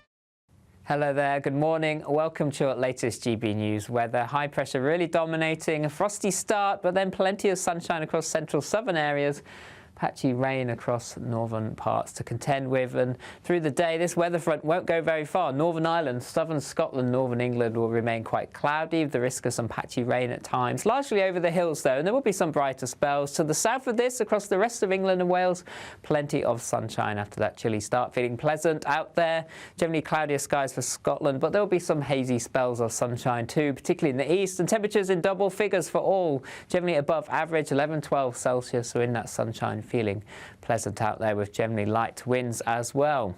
As we move through into the evening time, we'll have some showers across Orkney and Shetland, but much of mainland Scotland will be dry with some clear spells, perhaps some late sunshine before dusk as well in the east as temperatures start to dip away. Cloudier skies though for Northern Ireland, Northern England here, some patchy rain possible at times too, but clear skies across the rest of England and Wales. We'll see temperatures start to fall away quite quickly under those clearing skies, with a frost forming as we head overnight. Some mist and fog patches too under those clear skies and light winds. Still some patchy rain possible across northern England into parts of Scotland into the early hours, and the wind starting to pick up across the far northwest of Scotland too. Temperatures here 7-8 Celsius as a minimum, but under the clear skies again -2 to -5 degrees to start Tuesday morning, but plenty of sunshine, mist and fog patches slowly clearing from England and Wales, and then a fine day to come for many. Plenty of bright to sunny spells, sunnier across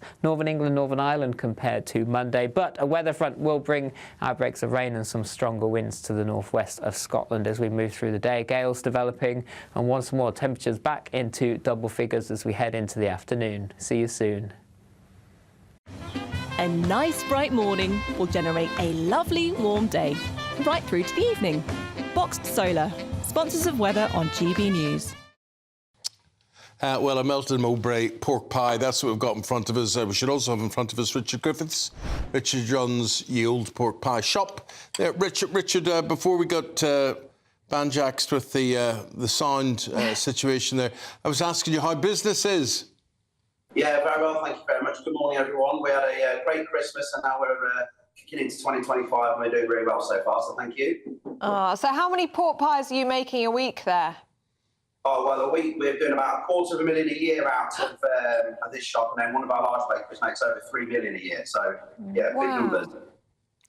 Wow, that is incredible. And can you only make pork pies in Melton Mowbray? Is that what the rule is? Yeah, the Melton Mowbray pork pies is protected, just like a champagne would be. You have to make it within certain 20 miles of the town centre. So, yeah, a restricted amount of people that can make them, and we're one of them. So we're very fortunate to have that. And, Richard, with this pie week, would you expect it to have an influence on what you do there? Yeah, absolutely. We've increased our numbers ready for this week, and obviously the pork pie tasting as well will be in full flow. So there'll be lots of people around trying to take our amazing product home, and we will absolutely have some extra focus this week. Now, what you do, we see the making going on there. It's quite simple, really, and very nice. But just explain to me, what am I eating here? What is this? So Mowbray pork pie has got a few characteristics. So one of the main ones is going to be an uncured pork, so it'll be a slightly greyer in colour than the pink that some people are used to. It's made with a hot water pastry, and obviously the shape of it is given because it's not baked in a hoop, so that'll give it a nice little dome-shaped figure at the bottom. Wow. And very nice it is too. Ellie, the first experience for Ellie, though. What do you think, Ellie? Richard, I'm embarrassed to say that I've never had a pork pie before, and I've tried this one in front of us today. It's very stodgy, but I have a feeling I'm maybe eating it wrong. I've heard that I need it with English mustard. So what would you say for me to really enjoy the flavours of a pork pie? Yeah, mustard my favourite as well, but a lot of people put it with pickle, piccalilli, even some people come and use a mayo for the more modern customer. So not my favourite, but definitely mustard would help, I think. I need a condiment then, clearly. So do people come from all over the country, or even all over the world, to come and see you at Melton Mowbray? Yeah, they do. Obviously, locally and across the UK, we're very, very popular with tourists. Brings a lot of people to the area. We're known as the rural capital of food in Melton Mowbray. So we do get a lot of visitors. But also, yeah, people from all over the world, especially people that have got family and friends that live closer to Melton. They come over, and it's definitely one of their places to stop, try some of our products, and go away happy. But Richard, where do you stand on the whether you should heat or not heat issue? No, not a Melton Mowbray. Cold, just out of the fridge, let it get to room temperature, and that's when it's best enjoyed. Yeah. OK, good to know. Do you think people are still enjoying their traditional pies, or do you feel as though younger people aren't enjoying them as much? No, definitely. We have got a fan base of the slightly older generation, but we've got some lots of innovation that's coming and is part of our range already. So we do a pie with Stilton topped, or chili jam base with some chili cheddar cheese on top, which is very, very popular with the younger crowd. So yeah, absolutely, there's a pork pie for everyone. Oh, that sounds good, the one with the Stilton. Richard, thanks very much indeed. Thanks, You've got our Richard. day off to a great start. Thank you very much indeed. Richard's serving us up Melton Mowbray pork pies there. And we're going to serve you up the Great British Giveaway Mark II. Have a go. It's the final week to see how you could be one of 2 big winners in our latest giveaway, as we have 2 prize bundles that have to be won. There's 2 lots of a totally tax-free £10,000 in cash. You'll also receive a brand new iPhone 16, along with £500 in shopping vouchers to spend at your favourite store.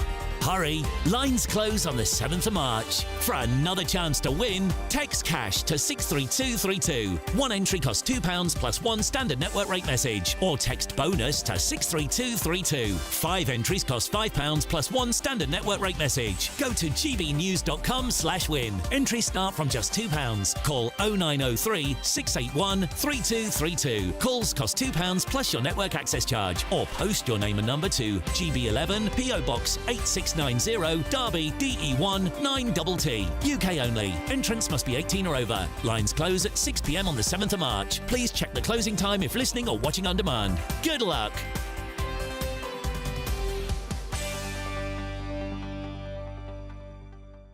Well, the man that makes the pork pies who we've just spoken to there, he says you should never heat a Melton Mowbray pork pie, but that's in contradiction to what a lot of you are doing. Pixie says, just warm a pork pie in the microwave. It improves the flavour and softens the pastry. James says, I heat my pork pies in the oven. Lots of you talking about HP sauce. Apparently that's the way forward. Andrew says you need a big dropping of HP sauce on your pork pie. Malcolm says, do not ever heat pork pies. All the fat will run out if you do. And Jack says pork pies should be eaten cold with mustard. OK. But you're all going on pork pies this morning. Yeah. Keep you going and all that. Still to come this morning. Train fares, oh my goodness me. Up again in England and Wales. More pressure on the purse. We'll tell you all about that next.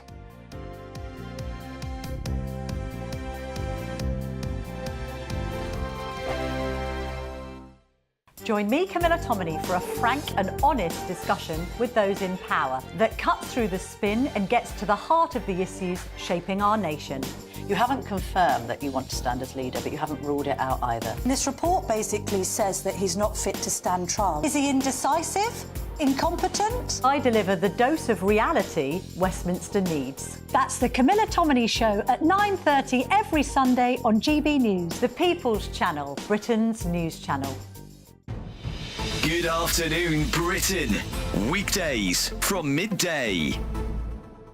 Now, Egypt has discovered, well, I think it was a British and Egyptian team, actually, finding the historic discovery, the long-lost tomb of King Thutmose II, the last of the lost tombs of the kings of ancient Egypt's 18th dynasty. Yes, and it's the first royal Egyptian tomb to be discovered since King Tutankhamun's final resting place was found in 1922. A very exciting discovery, and here to tell us all about it is the historian and author Martin Whittock. Martin, the first royal tomb since Tutankhamun. Indeed, and identified as King Thutmose II. Other pronunciations are also available. And as you say, it's the last of the lost tombs of Egypt's 18th dynasty. They ruled between about 1550 BC and 1292 BC. It had been known before this tomb since 2022 as Tomb C4, as its occupant was then unknown. But what's happened now is parts of alabaster vessels have been found which have inscriptions bearing the name of Pharaoh Thutmose II and identifying him as the deceased king, along, interestingly, with the name of his wife, Hatshepsut. Now, she's an interesting woman because after he died, she ruled as pharaoh in her own right, one of only 2 women to do so in ancient Egyptian history. Now, the mummy of King Thutmose II was actually discovered during the 19th century at a nearby archaeological site known as Deir el-Bahari Kashet, and it's thought it was moved there after it had been looted by tomb raiders centuries ago. So the tomb is not going to give us the kind of treasures that we associate with Tutankhamun, I'm afraid, but it shows us the architecture of these royal tombs. GB News, the People's Channel. Hi, I'm Michelle Dewberry, and my show is your opportunity to cut through all the noise and dive in headfirst to some robust debates. Ideas clash. Situation, Because the failure is... You're deliberately avoiding my point. Nothing's held back. And if you think this is the end of it, wait for more. And we do not shy away from the difficult stuff. Sometimes I want to shake people and say, if only you understood. So join me on Jubes & Co. weeknights at 6 p.m, only on GB News, Britain's news channel.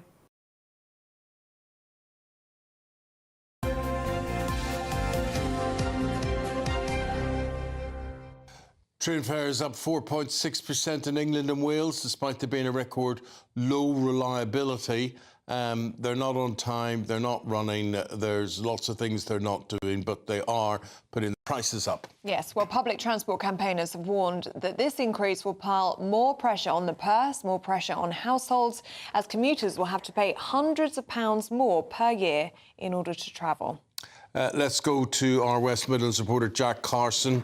He's at a train station this morning and dealing with the commuters, Jack, I suppose, and what they have to say about all of this. Well, it is a feeling of frustration this morning as passengers across the country are facing that 4.6% rise in regulated rail fares, increases to season ticket prices as well as rail cards. The campaign group, Campaign for Better Transport, calling this further misery on hard-pressed households. The government say these rises are needed in order to invest in the system. but the Transport Secretary Heidi Alexander acknowledging that frustration by cancellations and delays. You were mentioning there, Eamonn, the system, the transport over the past year has been the worst since March of 2015. 2015 is the worst reliability performance on British rail services, with 1 in 25 services cancelled. Last year, more than 217,000 services were axed. That's according to the Office for Rail and Road reports. But looking at some of the breakdown of where you're seeing your price increases, rail cards are going up. The price of a 3-year card has risen from £70 to £80. A 1-year card has increased from £30 to £35. And if you look at some of the routes and what the impact is on some of the specific routes, if you're, say, getting a 12-month pass to go from York to Leeds, you're looking at something at £133 more expensive. If you're saying getting a season ticket from Gloucester to where I am today in Birmingham, you're looking at an increase of £237. That is having, of course, a massive impact on people's bills. They're already having to face higher energy bills when the price cap goes up in a few weeks' time. And Michael Solomon-Williams, who's from the Campaign for Better Transport, says that this is further misery on hard-pressed households, and cost, they say, is the one barrier to getting people to travel more by rail. So the government must address this cost. But Heidi Alexander, the Transport Secretary, saying that she understands passenger frustration, saying they inherited a railway that was not fit for purpose, and it will take time and trust for it to be restored. Jack Carson there for us at Birmingham News Street. Thank you very much. Hopefully you can chat to some commuters a little bit later on and let us know what they're saying. What's in a jacket chat about? It's robbery. Yeah. It's just well, I bet they'll be robbery. really and it's an inefficient service, and getting rid of HS2 was just, I just can't believe that the government would invest, the previous government would have invested so much money in that and then say, oh, we'll not bother. Yeah, well, it's just pushing so many people onto the roads, isn't it? Absolutely. You'll have a look at the train fares, you'll say, well, I won't get on a train then, I'll drive, it's cheaper to drive. And also, just talking about the roads, when you talk about potholes and you look at the state of the roads, whatever, you know what the biggest cause is? Huge lorries. Yeah. Huge lorries carrying loads that should be on the rail tracks, that should be carried by trains, but instead they're bashing and bruising and digging up your roads. Yeah. Just saying, back with the Oscars after this.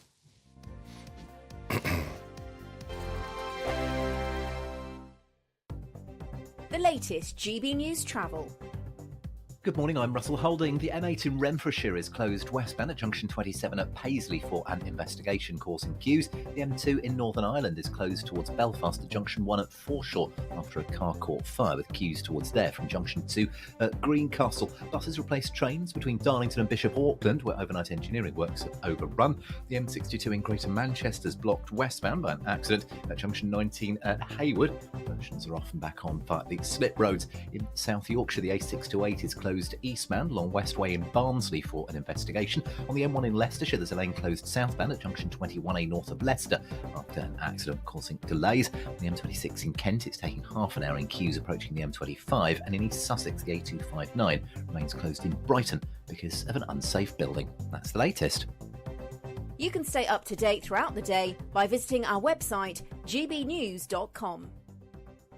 Good Afternoon Britain isn't just about us. The wonderful thing about this programme is it's about everyone watching. It's an interactive programme. Well, there absolutely is something to see here, and we're going to be talking about it more. Whether it's breaking royal news, Will, please bring us up to date, or indeed a particularly punchy speech in the House of Commons. Very, very curious. We bring it to you live, and then we bring you live reaction as well. That's Good Afternoon Britain, weekdays from midday. Only on GB News, the People's Channel, Britain's news channel.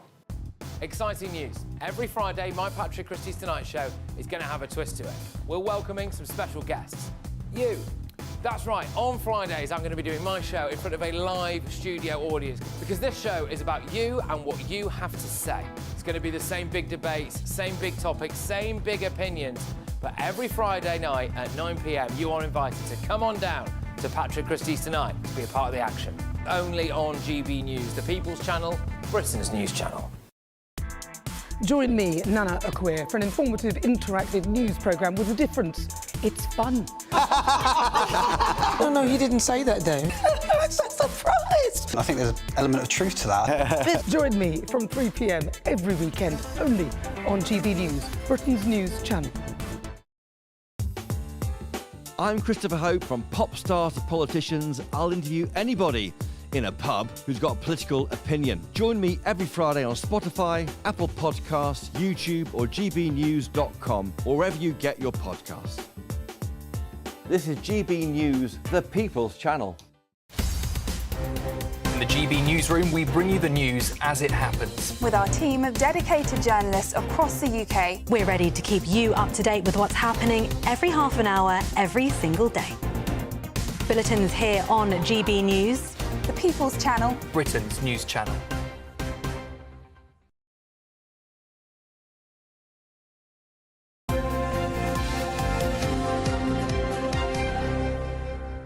Standing by to talk to the Shadow Minister for Foreign Affairs very shortly. Alex is in the studio here. He's the man assigned to the Oscars last night. As a watch, what did you think?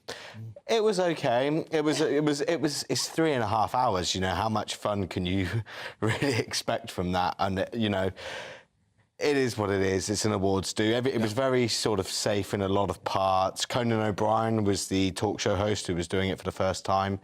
He did okay. Again, played it quite safe. There was one or two little digs at Trump that we'll talk about later on, but overall it was okay. Okay, good man. Got to leave it there because we have got Wendy Morton. Wendy's the Shadow Minister for Foreign Affairs, and we're going to get her view. Wendy, good morning to you. Morning. Hi, nice day, though it is. Wendy, what did you think of the gathering yesterday in London, the European and leaders and the Canadian Prime Minister there as well? How is Starmer able to do this? What's he offering that's bringing everybody together? Well, look, I think the first thing is that, you know, we saw what happened on Friday. I think it was really important that the European leaders came together in the way that they did yesterday.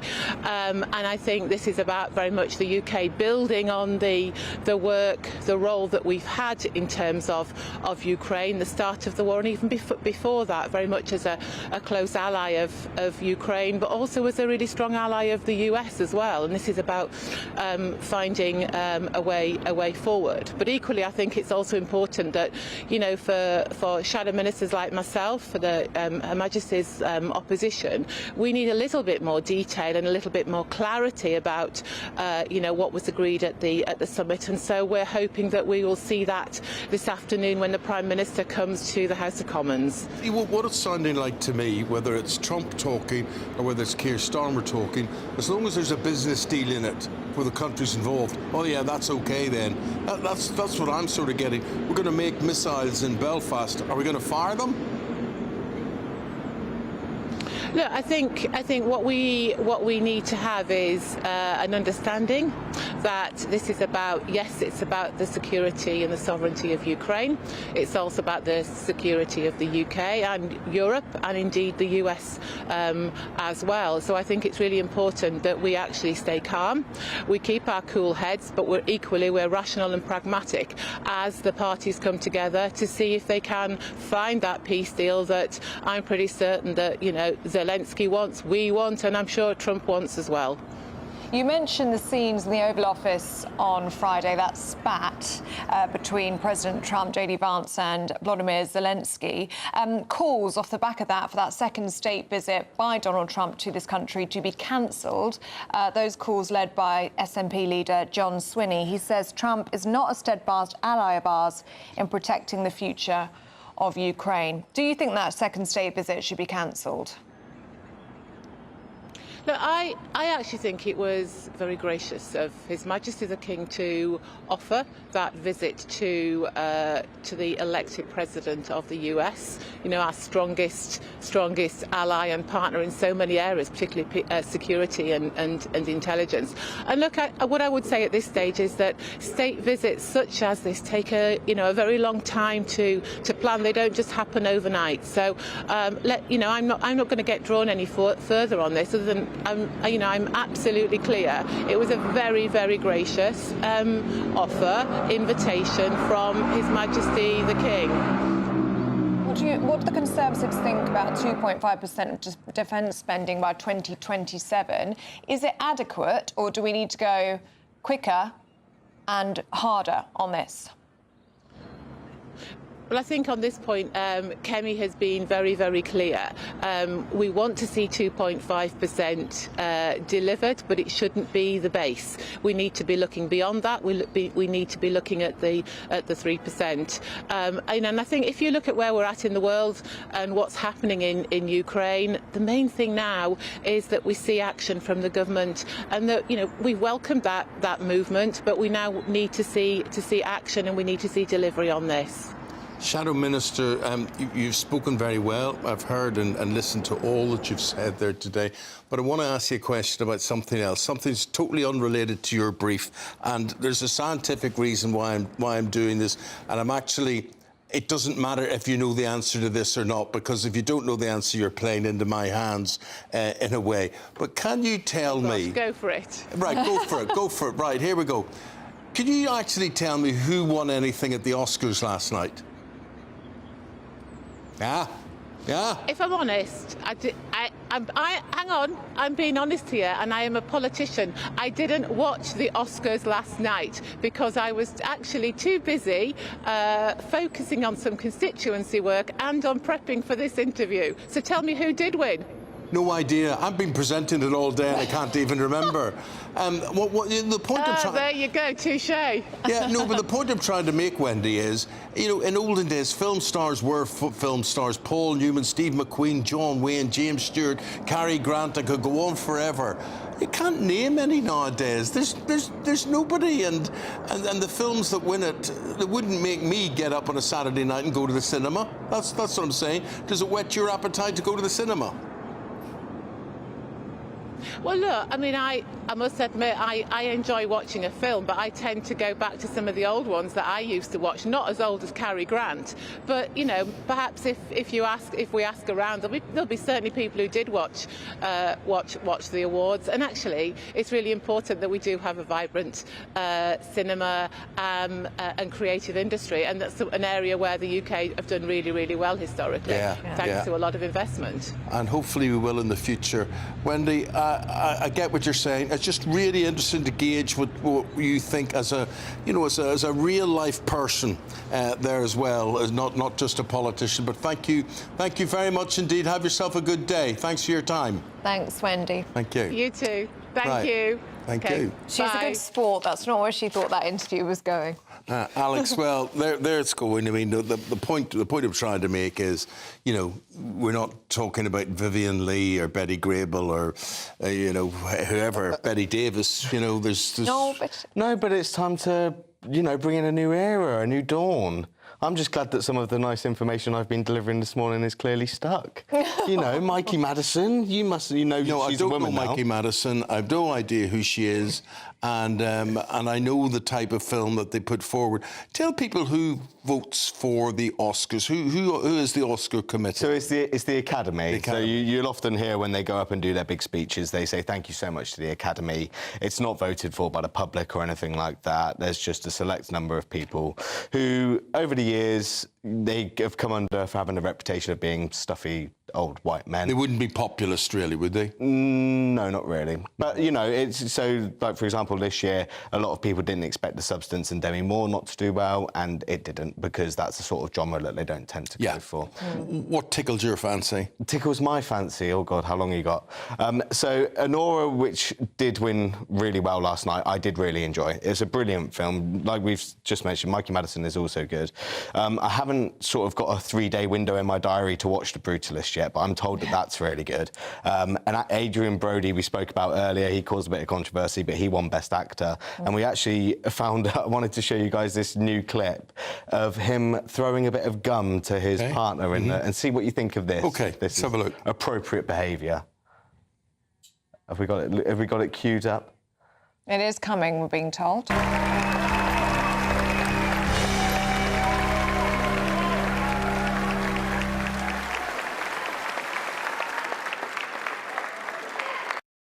So what do you make of that? What was the need for that? So he was going up to the stage and then he chucked his chewing gum. So he thought it would look more professional to throw his gum at his partner than to go on stage with the gum in his mouth. Yeah, you'd put your hand discreetly up to your mouth and put it in your pocket. Yeah, you put it in your pocket, would you not? I would. More subtle. I would have thought so, but more of a scene doing that. Yeah, well, there was plenty of other sort of attention-grabbing moments in there. Like I mentioned earlier, it wasn't too political, but Conan O'Brien couldn't resist a little dig at Trump during the ceremony, and we can listen to that one now.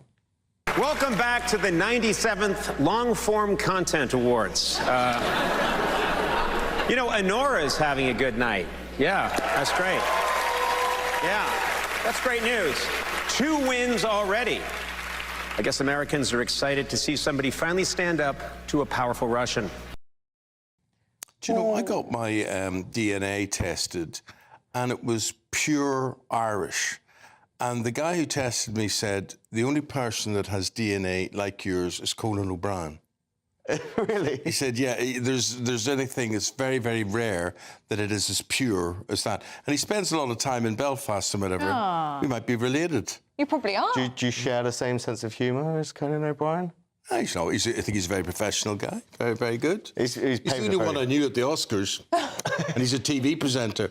Alex, back again shortly. Thank you very much indeed. Here is the weather around Europe, and then we're back with Suzanne and Dawn with the papers. Can't wait to get in that sea. Lovely and warm. Just like the feeling of having great travel insurance. All Clear Travel Insurance sponsors GB News Travel Destinations Forecast. There's some wet and windy weather on the way for Iberia over the next couple of days, but higher pressure further east is bringing some sunshine. However, there is still some showers around, particularly across parts of Greece, Cyprus and Turkey. High pressure, though, brings sunshine to parts of Italy and southern France. However, low pressure very much in charge further west, with plenty of rain and strong winds, and those temperatures generally in the mid to high teens for much of Tenerife and the Canary Islands. There is some sunshine on the way and temperatures are on the rise by the time we get to Friday. All Clear Travel Insurance sponsors GB News Travel Destinations Forecast. We're proud to be GB News, the People's Channel, and as you know, we always love to hear your views. Now, there's a new way of getting in touch with us at gbnews.com/yoursay. By commenting, you can be part of a live conversation and join our GB News community. You can even talk to me, Bev Turner, or any of the members of the GB News family. Britain's newsroom, weekday mornings from 9:30. So many people I know this applies to. We are terrified of driving in that because you're literally getting blinded now. What's going on here? You are. I'm going to be a little bit contentious, though, and say that bright headlights have actually come about in order to make roads safer. Because if, like me, you've had experience of driving older cars, you'll know just how appalling the older style headlights can be. And in fact, you know, you can't actually see very clearly the road ahead. So the new xenon and LED headlight technology actually stemmed from a racing background when cars were racing at night in order to make the roads brighter. Now, I'm not saying that it's not a problem for drivers, but I do sort of think that, you know, this possibly could be part of the whole culture of people liking to have something to complain about.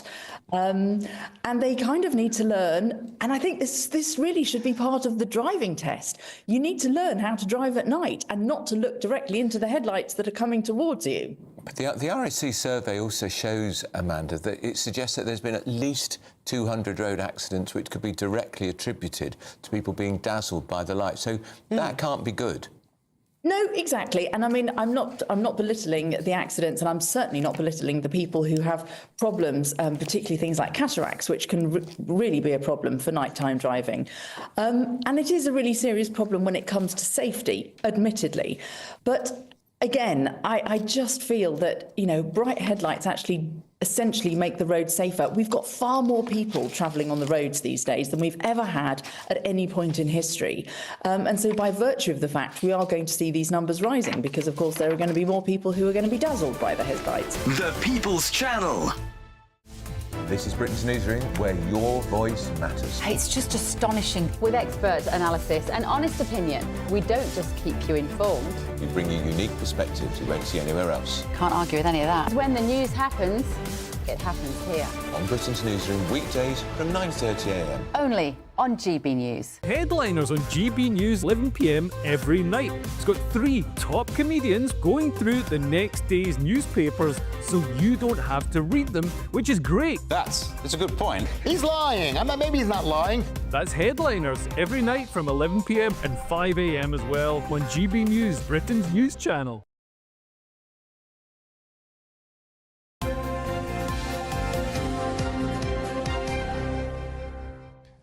We say hello, good morning to Dawn Neeson and Suzanne Holder. And they've got the papers in front of them. Gender pay gaps. Yeah,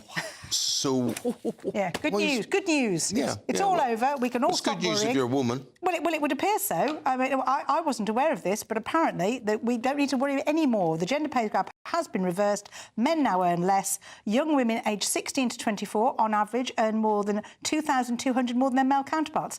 Back in the real world... Yeah, quite. I mean, I'm not sure that that's the case.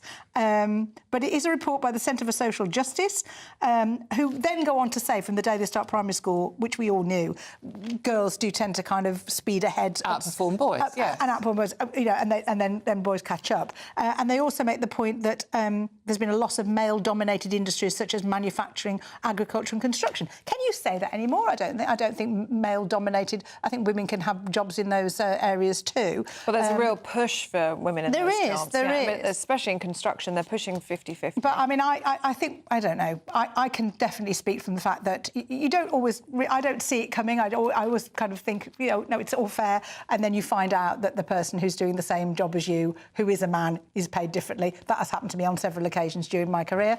I think it probably, you know, is out paid there. Differently, meaning paid better. Yes. Yeah, I would actually go around. I mean, I don't believe this survey for 1 minute. I mean, surveys are surveys. We all know it depends who you ask, when you ask them and how honest they're going to be. I would go around, I think, pretty much 9 out of 10 companies and talk to the young women aged between 16 and 24 and ask if they're earning more than their male counterparts. And I would bet not a single one of them would say yes. Yeah, I'd agree with that. Yeah. Let us know your views, folks. Get in touch if you believe this to be the case or a lot of old rubbish. Susan, you've got a great story here about the granny who tried to steal Graceland. Can you believe? So Graceland is was the home of Elvis Presley, anyone who doesn't know. And I'd really like to go one day. You've been, haven't you? I've been. I have actually, I write rom-coms, and one of my rom-coms is set at Graceland. But the story is not about somebody trying to steal it from under the family's nose, which is what happened. And last week in court in Memphis was a grandmother of 53 who has pleaded guilty to coming up with a rather elaborate scam where she claimed that after Elvis's daughter Lisa Marie Presley suddenly died, which she did a year or so ago, she based the claim on the fact that Lisa had pledged Graceland and signed it away for a £3.8 million loan. Now, the problem is Lisa Marie was kind of notoriously not very good with her finances, and it kind of is believable that could have happened, and because she was dead there was no evidence on her kind of side to back it up. So her daughter Riley Keough, who's now a big successful Hollywood actress, had to take this to court. Priscilla, Elvis's widow, who has been in control of Graceland for a lot of years, and it's down to her actually that Graceland is open to the public and is the most visited place in America, more than the White House, or on parity with the White House, I think. Although that might change now. But it's like somebody coming over here and trying to steal Buckingham Palace, and they've had to fight in court to prove that this elaborate scam of this woman who has been a scammer for many years and has been in and out of prison for 20 years. It went so far as there was actually a foreclosure notice put out on Graceland, and everyone thought it's ridiculous, isn't it? It's ridiculous, most amazing. but it happened. It's an amazing story. You've been. I have.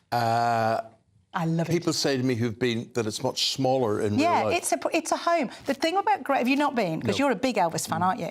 The thing about Graceland is there's nowhere else like it in the world. And the reason is you can visit palaces or impressive buildings or places where, you know, government things take place. But, of course, they've all been lived in by a succession of people who hold different sorts of positions. Graceland is about one man, and it's his home, and it's a rock star mansion to end all rock star mansions. It's modest compared to what people would expect somebody off Love Island to live in nowadays. It's colourful and it's wacky, and there's a tented billiard room, and there's the jungle room full of all kind of incredible architecture that's from kind of Hawaii inspired. And the TV room is amazing with the bar in the corner. The TV room, but it's quite small. Yes, it is. Upstairs, there's only about 2 rooms. Those rooms are not allowed to come. No one has ever been upstairs who isn't family or works there since Elvis died, because, of course, he died upstairs. It's a normal-sized suburban house. That's what reminded me of going there. I mean, it's quite dramatic. It's got the portico and the southern mansion. It's got the kind of portico, feel. but I mean, you go inside and it's like, it's like 4 rooms downstairs, 4 rooms upstairs, and that's it. It's well worth a visit. And it does speak to... You do feel a presence there because it's so intimate and it's so interesting. I mean, you'd love it. I think you'd be fascinated by it. It's really sad, though, with the graves, actually, literally in the garden. Though, well, that's you walk out of the house and there's the graves there with Elvis, his mum and dad, and obviously Lisa Marie now, and her lad as well. Yeah, Benjamin, who committed suicide. I mean, the trauma of that family is ridiculous. I mean, it was terrible, but yeah. We've got a story here about a banana. My glamorous assistant, ta-da! I have a banana. Apparently, we need to reinvent the banana. Why, Dawn? Why? We have. There's nothing wrong with this one. We have, Susan, reinvented the banana. This is a biotech firm called Tropic, a Norwich-based plant biotech business, me neither. They've developed a non-browning banana that stays fresh for up to 12 hours. That's what I need in my life. Well... Do you have a problem with browning banana? I'm not going to go there, Ellie. But how will you make banana bread and banana cake? Well, that's true. You can't mash it up as well. Well, yeah, but there is that. I mean, I think it's... Ladies, we're out of time, I'm afraid. Thank you very much. We'll go back in the next hour. Thanks very much. Let's get a check on the weather now with Greg.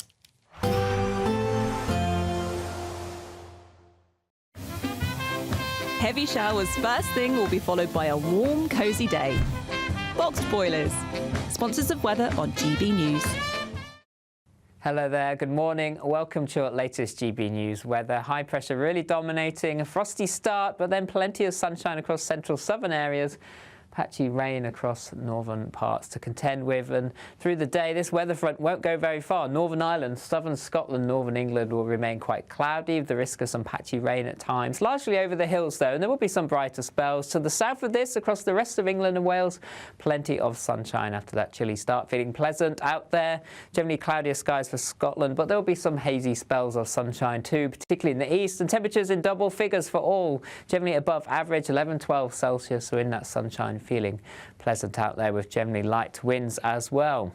As we move through into the evening time, we'll have some showers across Orkney and Shetland, but much of mainland Scotland will be dry with some clear spells, perhaps some late sunshine before dusk as well in the east as temperatures start to dip away. Cloudier skies though for Northern Ireland, Northern England here, some patchy rain possible at times too, but clear skies across the rest of England and Wales. We'll see temperatures start to fall away quite quickly under those clearing skies, with a frost forming as we head overnight. Some mist and fog patches too under those clear skies and light winds. Still some patchy rain possible across northern England into parts of Scotland into the early hours, and the wind starting to pick up across the far northwest of Scotland too. Temperatures here 7-8 Celsius as a minimum, but under the clear skies again -2 to -5 degrees to start Tuesday morning, but plenty of sunshine, mist and fog patches slowly clearing from England and Wales, and then a fine day to come for many. Plenty of bright to sunny spells, sunnier across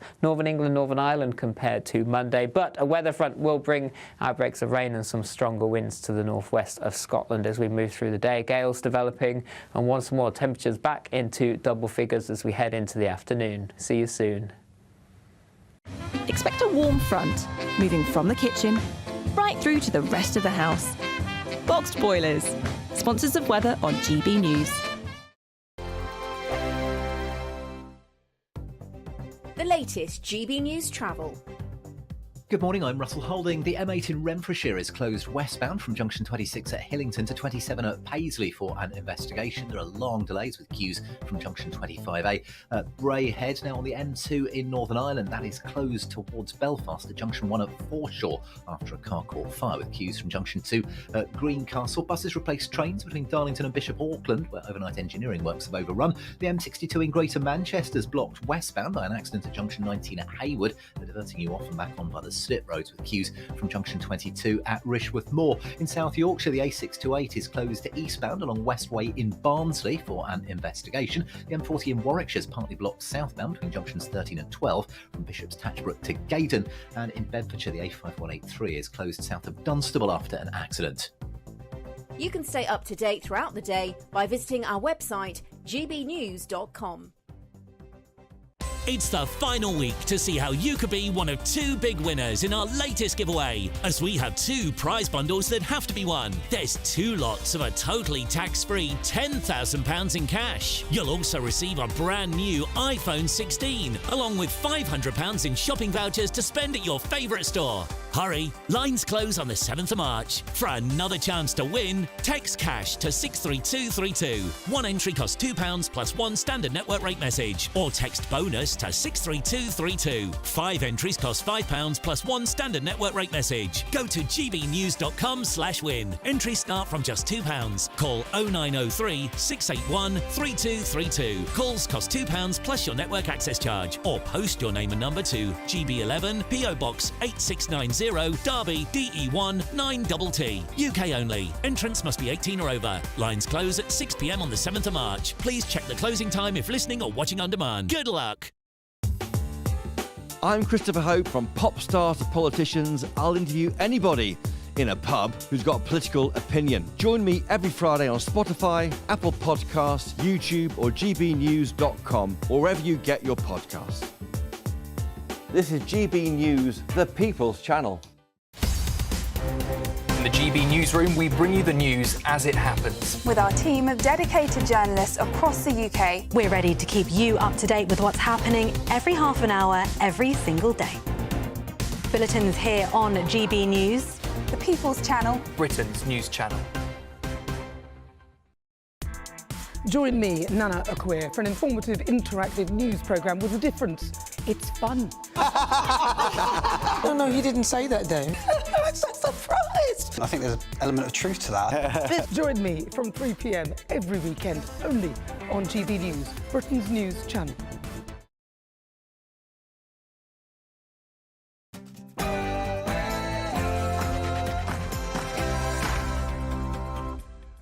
A crossroads in history, the Prime Minister tells world leaders. At an emergency summit yesterday afternoon, nations from across the continent met in London, aiming to secure lasting peace in Ukraine.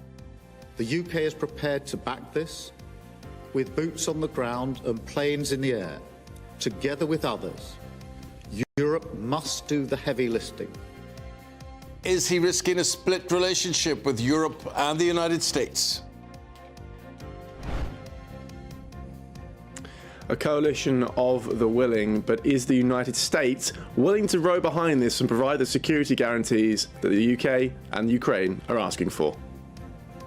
A royal reception. President Zelensky received a warm welcome at Sandringham as he met the King last night. The biggest night for film. Hollywood stars descended on Los Angeles. It was the 97th Oscars. We'll be bringing you the winners and the losers. Yes, some of us may not have heard of it, but Anora was the victor on Sunday night, emerging with 5 of the biggest awards. I'll have everything else later in the show. Train fares up again. We'll be out and about with commuters this morning as we gauge their reaction to the increased prices. And it's the start of British Pie Week. In just a moment, we'll be joined by one of the chefs behind the famous Melton Mowbray pork pies. High pressure dominating the weather pattern over the next few days. Some frosty nights to come, but plenty of sunshine. Find out all the weather details coming up soon. A very good morning to you on this Monday morning from me, Eamonn Holmes. And me, Ellie Costello, and this is GB News Breakfast.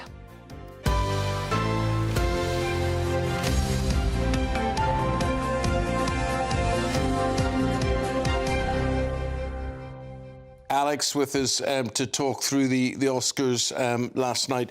And of course, they don't get much bigger than Gene Hackman, who sadly passed away in the last couple of weeks, and tribute was paid to him. It was indeed, yeah. Obviously, it was a night of celebration for the most part, but the in memoriam section had a very dedicated moment just for Gene.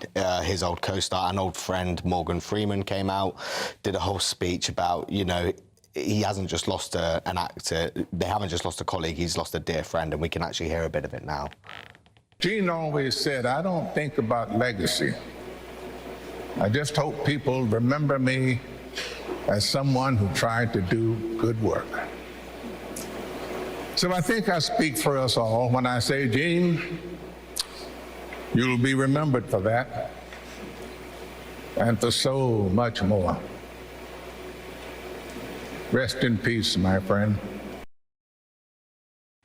Now, Alex, you know, when I talk about stars and having dedicated actors, he was a heck of an actor. Yeah, I mean, look at the fallout since his death. Like, it's been everywhere. I think a lot of the press and attention has been about the mystery surrounding it. You know, so many conflicting reports emerged in the days after his body and his wife Betsy's were found, because nobody knew really what happened. And to this day, the investigation is still ongoing into his death. But like I say, the fallout just proves once and for all how much of an impact he had on the acting world. And such a versatile actor as well. Yeah, he did Superman. He won his 2 Oscars for The French Connection and I believe Mississippi Burning.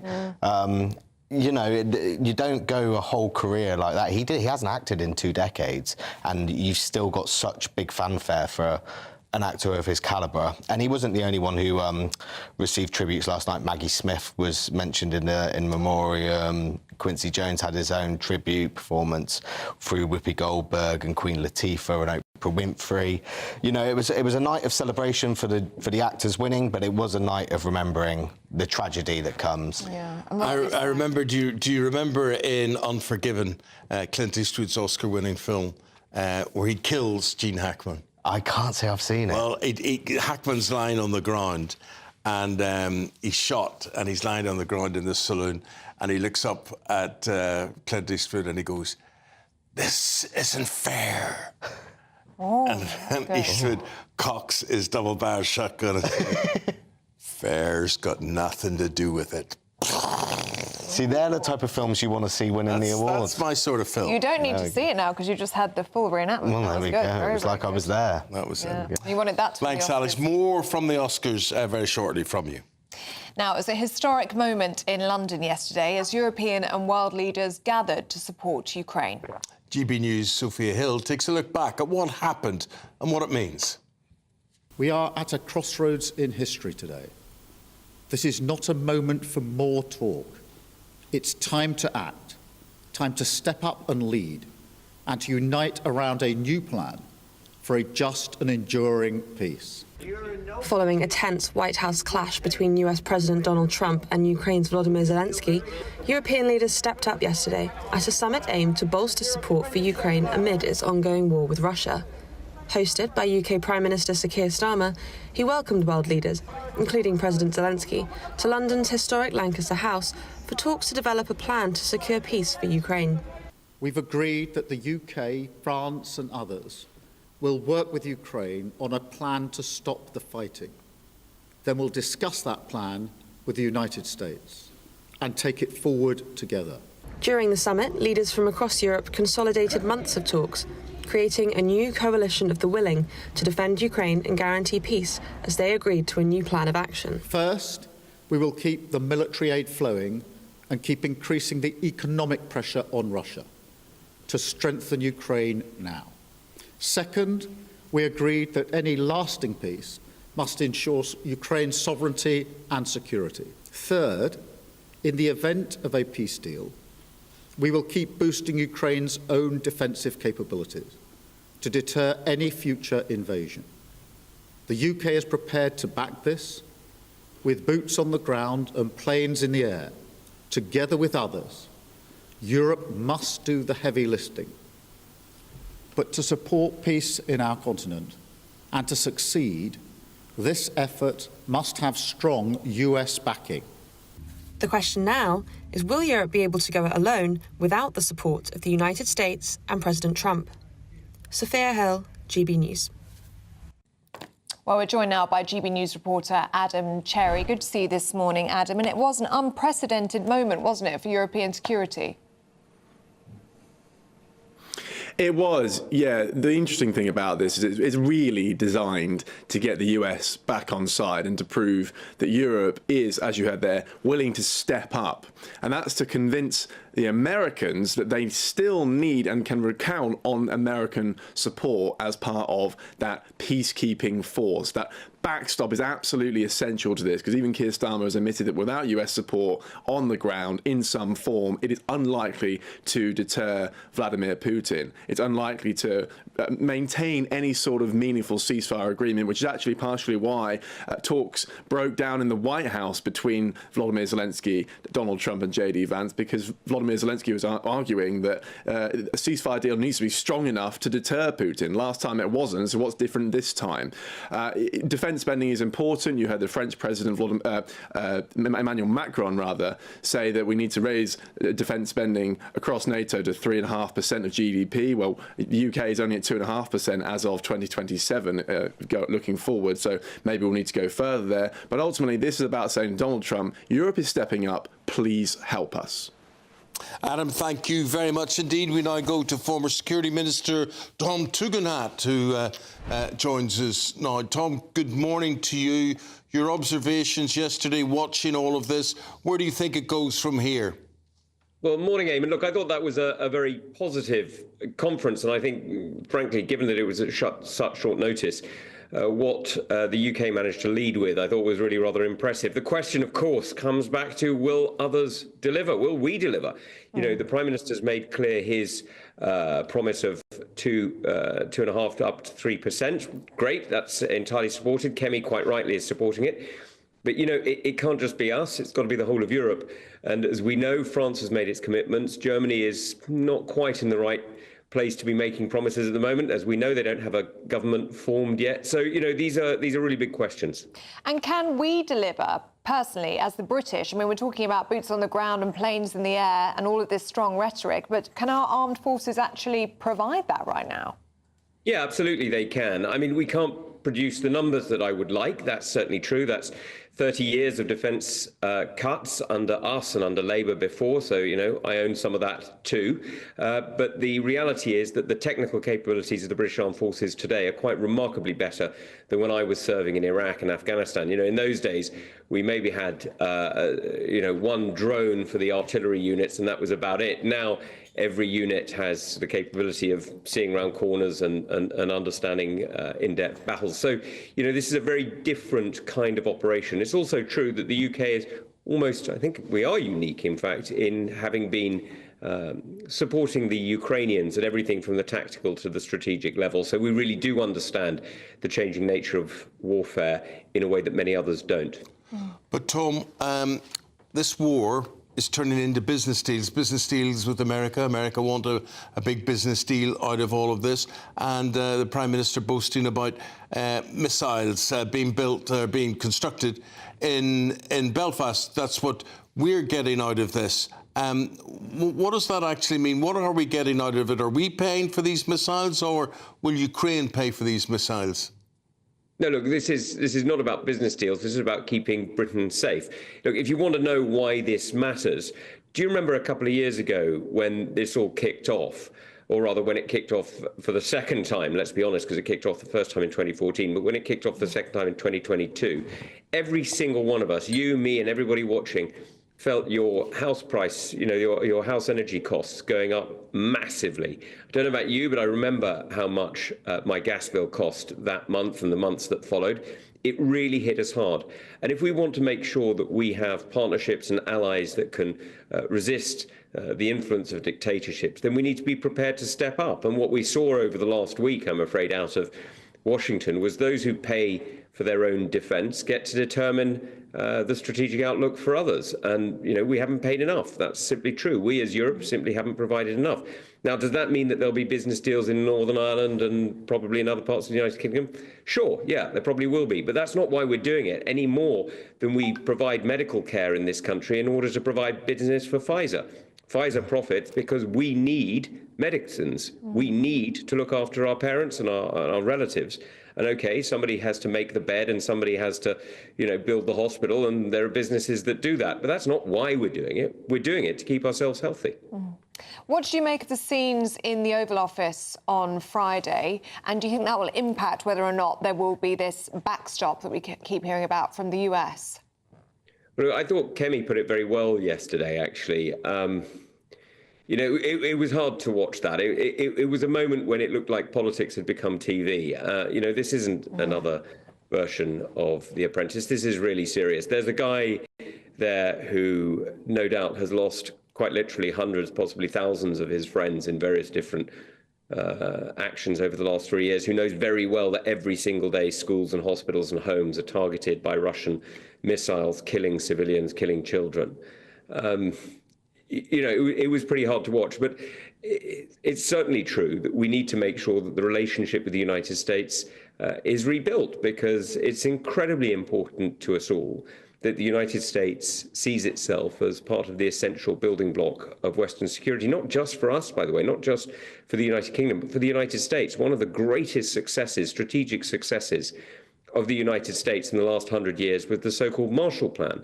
At the end of the Second World War, the United States government invested millions, in today's terms, billions of dollars in rebuilding Europe. And that didn't just create West Germany and France and the UK more profitably. It did all of that. It rebuilt our industries, but it actually rebuilt markets for the United States. And it meant that the United States boomed from 1950 to 1980 as a massive exporter of everything from sort of airplane engines and cars to sort of fridges and whatever else. You know, it was an extraordinary moment of profitability but for the Tom, United States. that's if it all goes right. That's if everything works out. And I'm an optimist, Eamonn, you know that. You what, sorry?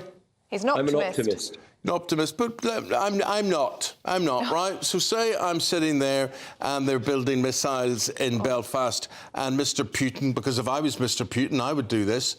I would say, centre a big missile, one of those big missiles out there on Belfast, and blow up that missile factory.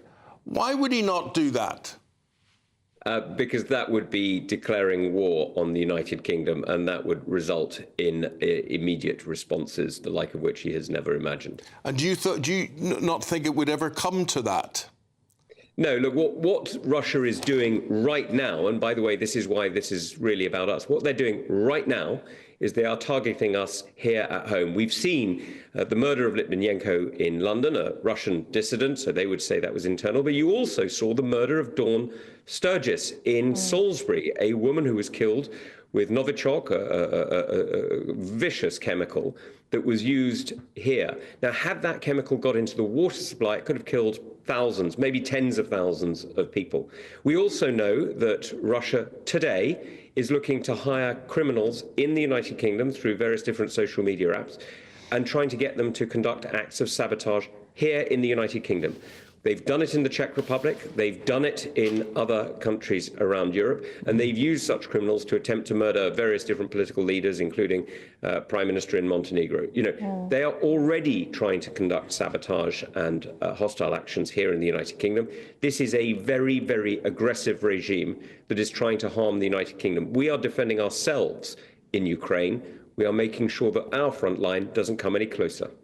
Tom, we're almost out of time with you, but I did just want to ask you about these calls for the second state visit of Donald Trump to be cancelled after the events of Friday in the Oval Office. John Swinney, SNP leader, is leading those calls, saying that Trump is no ally of ours in protecting the future of Ukraine. What do you make of that? Do you think the state visit should go ahead? Look, I think you can play games with this, but the reality is the United States is our most important strategic ally. There is absolutely no question about that. And the President of the United States was only just elected by the American people. We're respecting the American people. We're respecting our friends and partners across the Atlantic who have stood with us for about 100 years now, through good times and bad. And we're respecting the fact that the United States has recently made a remarkable choice. This is the first time, I think I'm right in saying, in just over 100 years, when a president has won 2 non-consecutive terms. This is a remarkable event, and I think we should respect the choice of the American people. Tom, really appreciate it. Thank you very much indeed. Tom Tugendhat, MP, former Security Minister. Appreciate it. Thank you. Thank you. The poll of the day. Have we got any results on this poll? Any figures coming through?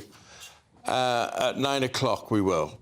Do you agree with the Prime Minister's pledge to give $1.6 billion in defence to Ukraine? That is the question we are pitching, we're putting out, gauging your reaction to that. Yeah, it's a missiles deal, isn't it? Missiles being built in Belfast. The way the government are telling us this, they're saying this investment for defence spending into British growth, British jobs and British skills.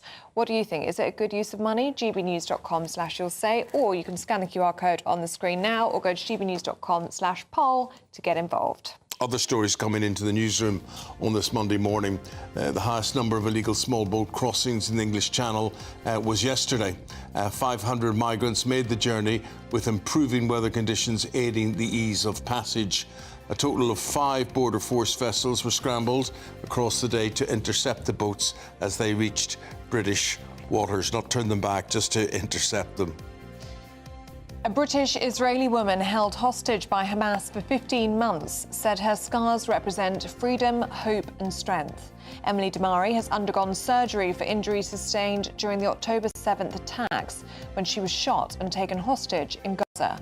Ms Damari, who has 2 fingers missing from her left hand, said she was held for 471 days with little medical treatment. His Holy Father, the Pope, has thanked well-wishers and said he prays above all for peace as he spends his 3rd week in hospital with pneumonia.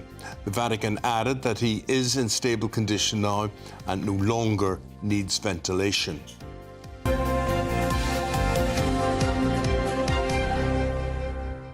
So still very serious condition with the Pope, but not deteriorating, not getting worse. It's a critical situation, but I think that gives good hope that he may recover from this batch of illness. Yeah, it looks that way, doesn't it? Apparently he was up eating his breakfast and reading through the newspapers. So that's a good sign, isn't it? There was a bit of concern this weekend, but he looks to be OK. What good signs are there with the weather? Let's ask Greg Dewhurst.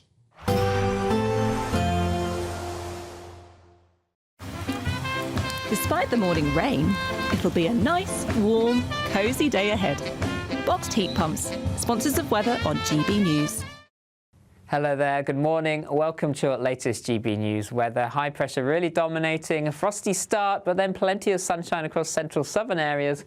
Patchy rain across northern parts to contend with, and through the day this weather front won't go very far. Northern Ireland, southern Scotland, northern England will remain quite cloudy with the risk of some patchy rain at times, largely over the hills though, and there will be some brighter spells. To the south of this, across the rest of England and Wales, plenty of sunshine after that chilly start. Feeling pleasant out there, generally cloudier skies for Scotland, but there will be some hazy spells of sunshine too, particularly in the east, and temperatures in double figures for all, generally above average, 11-12 Celsius, so in that sunshine feeling pleasant out there with generally light winds as well.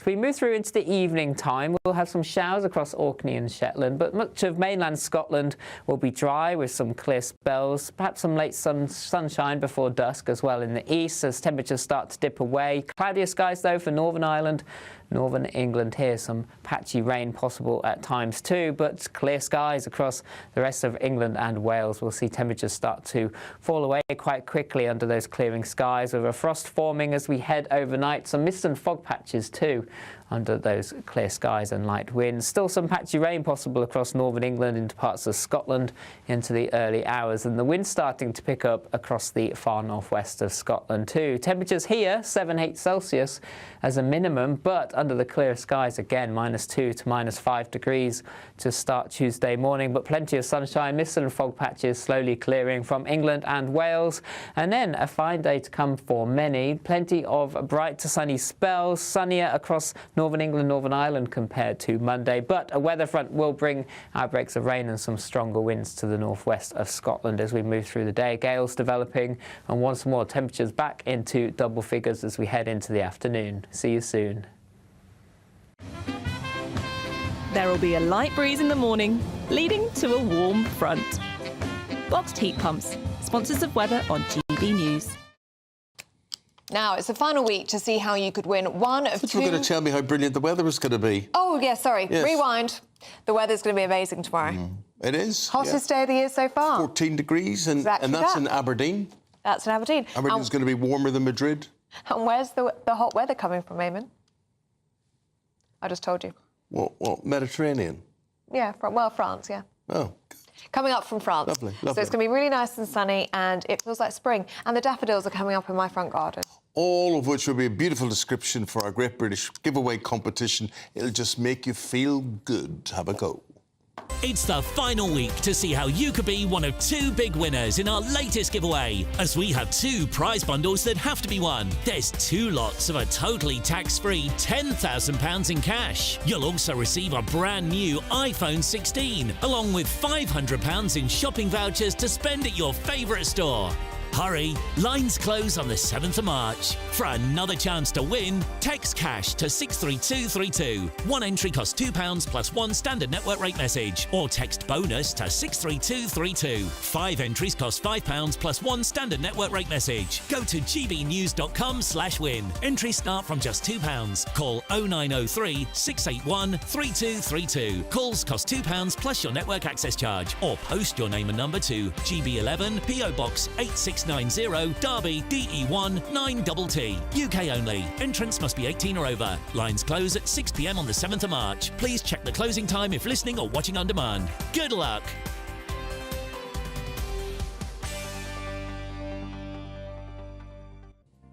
We've got Alex here. He's got the Oscars, which he's going to talk about after the break. And I just want to talk about TV.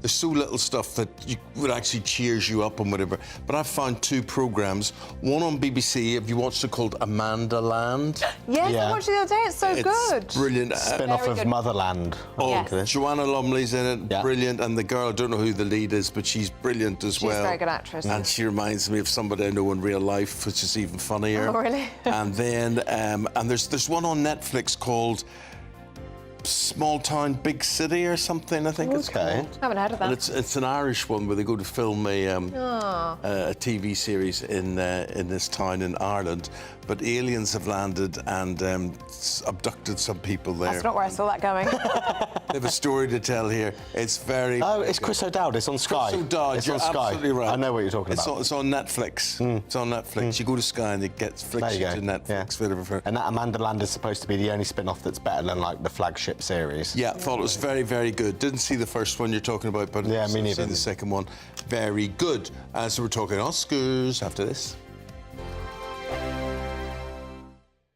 If you want your news to be straight talking, this is a nightmare for the Conservatives again. Down to earth. It's not just Nottingham where this is happening, is it? And most importantly, honest. Hard-working, middle-class taxpayers, they'll get their book thrown at them. Then catch me, Martin Daubney, Monday to Friday, 3 till 6 p.m. on GB News, Britain's news channel.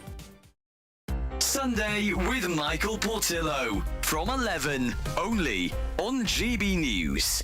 Last week, Christie's Auction House in New York announced that it was holding an auction devoted solely to art created with artificial intelligence. Nearly 6,000 people have signed an open letter calling on Christie's to cancel the sale over concerns that the technology behind such AI art pieces exploits human artists and can potentially violate their copyright. And there are broader ethical questions at play too. Where do the boundaries of art lie? With me now is James Thomas from Martin Stanmore Auctions. James, very good to see you indeed. I don't quite see how you can have art without a human being. I mean, art to me is something which is produced by a human being which expresses something about the human condition. To me, that cannot be produced by a machine. How do you react to that? I agree completely with what you're saying there. I think for us at Martin Stanmore, we're very much about sort of getting behind artists in a traditional method. I sometimes say to my team, I've got a piece to camera to do now. Find out what AI would say that I would say. And, of course, what it comes up with. It doesn't have enough knowledge about what I've just experienced, so it's not a perfect example. But it certainly gets the tone. And, therefore, I mean, I'm completely replaceable. I mean, the next series that I do... Say that. Well, thank you so much. The next series I do of Railway Judges, you could perfectly well have an avatar and AI producing words that sound like mine. It is very scary. It is very scary. And I think for collectors and investors, it's a bit scary for them too. I mean, a lot of our collectors at Martin Stanmore that we speak to, they very much prefer things that come from traditional artists, not just sort of blue chip works, but also up and coming artists. GB News, the People's Channel. We're We're proud to be GB News, the People's Channel, and as you know, we always love to hear your views. Now, there's a new way of getting in touch with us at gbnews.com/yoursay. By commenting, you can be part of a live conversation and join our GB News community. You can even talk to me, Bev Turner, or any of the members of the GB News family. In the GB Newsroom, we bring you the news as it happens. With our team of dedicated journalists across the UK. We're ready to keep you up to date with what's happening every half an hour, every single day. Bulletins here on GB News. The People's Channel. Britain's news channel.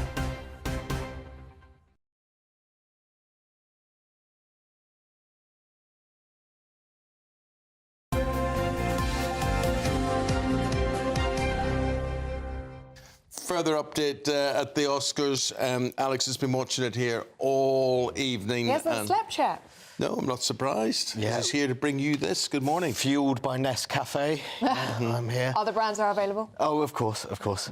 Yeah, it was obviously the biggest night of the year in Hollywood, but not the best of nights for the Brits. Oh. You know, we were just chatting about Conclave, the papal thriller with Ralph Fiennes and whatnot. Ralph Fiennes obviously missed out in the Best Actor category to Adrian Brody.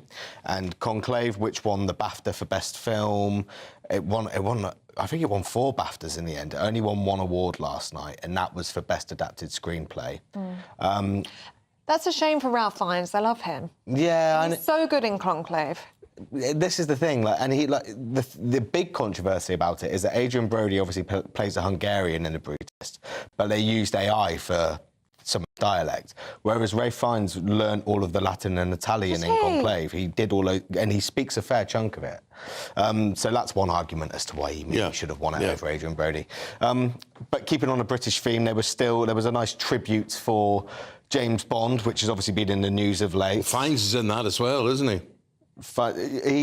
He plays M, doesn't he? Yeah. Oh, of course. So they did a whole...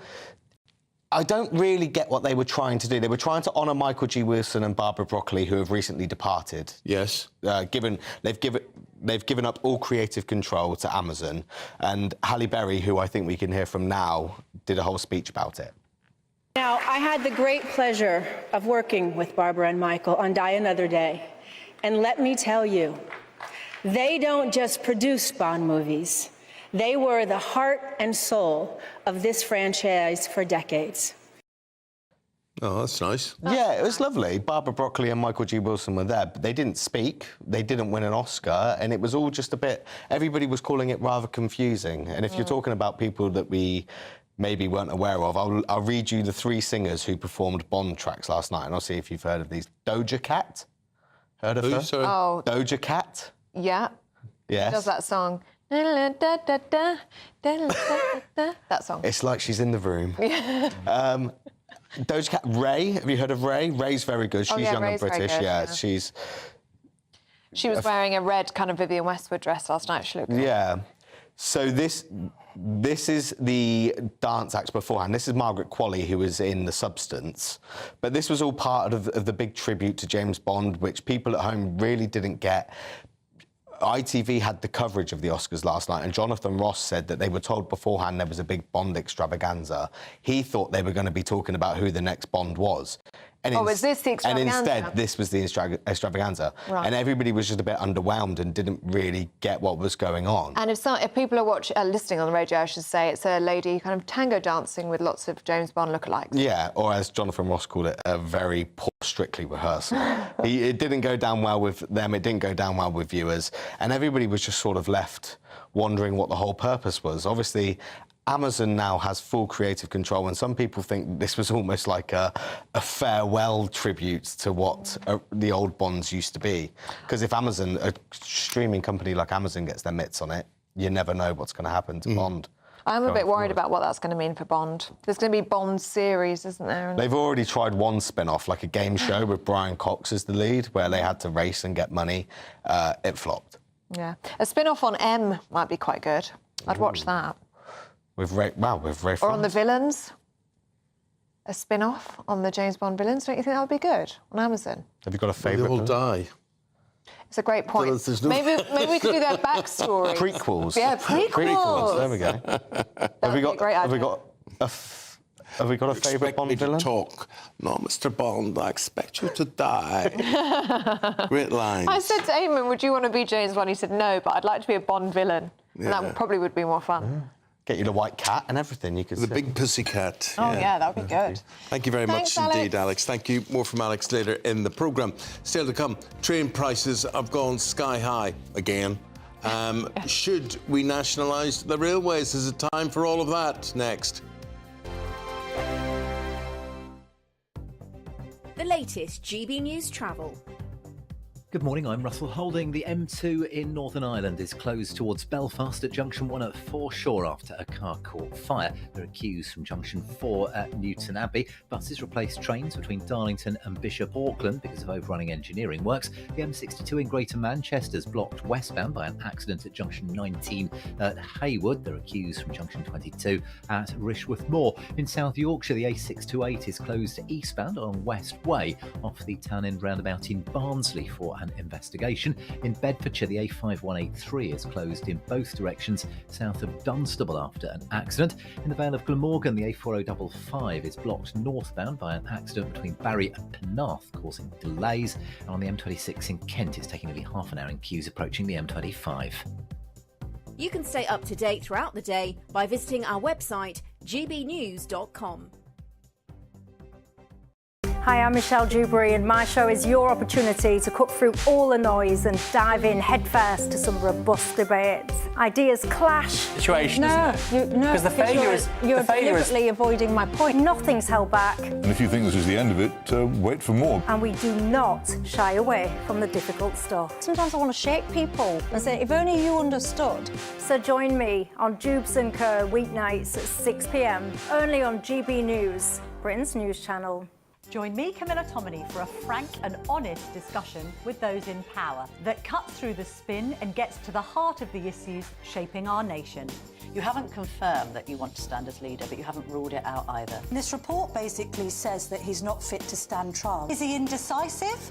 Incompetent? I deliver the dose of reality Westminster needs. That's the Camilla Tominey Show at 9:30 every Sunday on GB News, the People's Channel, Britain's news channel. In the GB Newsroom, we bring you the news as it happens. With our team of dedicated journalists across the UK. We're ready to keep you up to date with what's happening every half an hour, every single day. Bulletins here on GB News, the People's Channel, Britain's news channel. Headliners on GB News 11 p.m. every night. It's got 3 top comedians going through the next day's newspapers so you don't have to read them, which is great. That's a good point. He's lying. I mean, maybe he's not lying. That's Headliners every night from 11 p.m. and 5 a.m. as well on GB News, Britain's news channel. Join me, Nana Okoye, for an informative, interactive news programme with a difference. It's fun. No, he didn't say that, Dave.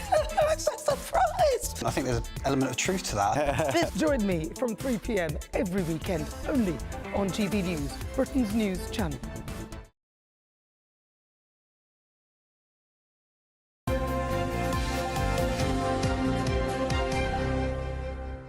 Train fare situation, they're on the up again. Let's go to Jack Carson, who's at a train station in Birmingham for us this morning. Jack, good morning. Good morning to you both. Well, frustrated and disappointed are the two words which have come up a lot when I've been speaking to commuters this morning here in Birmingham. Rail prices going up by 4.6%. That's regulated rail prices going up by 4.6%. Also increases to rail cards and season ticket prices as well. Breaking some of those price differences down, a rail card, a 3-year rail card is going up from £70 to £80, and a 1-year card has increased from £30 to £35. The government say that these fares are needed to invest in the railway system, but they acknowledge that passengers are frustrated. I spoke to some of them this morning. I think it's disgusting, really. You know, I mean, they're trying to get people to travel on the public transport and they put the fares up. I'm very disappointed, really. I mean, they take quite a lot of my wages already. And, you know, we're all trying to be environmentally friendly and do the right thing. So, no, it will hit me, and it's going to hit a lot of people. A bit disappointed when you think about your average pay rises going up. They don't reflect how much they've gone up with the actual rail fares. You can hear what people are saying to me there this morning. They are disappointed, and actually really the lack of trust in the system really coming through this morning. But Heidi Alexander, the Transport Secretary, saying they inherited a railway that was not fit for purpose. She says they'll know it will take time for that trust to be restored. Jack, thank you very much indeed. This is what I would do. One of the things if I was in government, all this nonsense about where we spent money, or we haven't got money for this, but we've got money for that, and they suddenly find money. Your pride, their simple pride, should be in restoring the status of railways and how we would all blossom as a result. Right, should we nationalise railways? Well, from the Institute of Economic Affairs, Len Shackleton believes that this would be a bad thing. A bad thing, yes, Len? Oh, good morning, Eamonn. Well, of course, we are renationalising the railways, whether I like it or not. We've already taken the contracted ex-franchisers are coming back into public ownership. We've had a bill through Parliament doing that, and we're expecting a railway bill fairly soon, which will set up a new body, Great British Railways, which is supposed to take. Okay. Let's bring in Vicky Price, who's beside you. And Vicky, you think it would be a good thing to nationalise? Well, I think given everything that's been happening, the problems that a number of the companies have had, the fact that the government has stepped in already, and indeed looking at ways in which perhaps some of those cost rises can be contained because the passengers have to pay them. They subsidise them already quite significantly. So we might as well take it all into state hands, which is the plan, and to see also how you can encourage companies to compete, whatever it is that's left, compete against each other, because the reality is we privatise the whole sector, allowing domestic or local, regional monopolists to appear without any real competition across, and therefore fares have been quite high in various areas. We haven't been able to transfer one type of fare from one company to another, so consumers and travellers have been affected negatively by this because they had to pay higher costs. So non-transferability is a bad thing. So allowing the whole system to be better connected, I think would make a huge amount of sense, and coming under state ownership fully, I think, would certainly help in that respect. Len? Well, we're already paying out. Last year, we paid out £12.5 billion to subsidise the railways. The costs of running the railways, more than half is already paid by the government. And yeah, I mean, nobody likes fares going up, but why should we put more onto the taxpayer when 4 out of 10 people never use the railways? Len, we'll improve everything. We're running trains on a Victorian system, a Victorian infrastructure. We are indeed. It's a very expensive system, but it's not helped by the fact that we've got archaic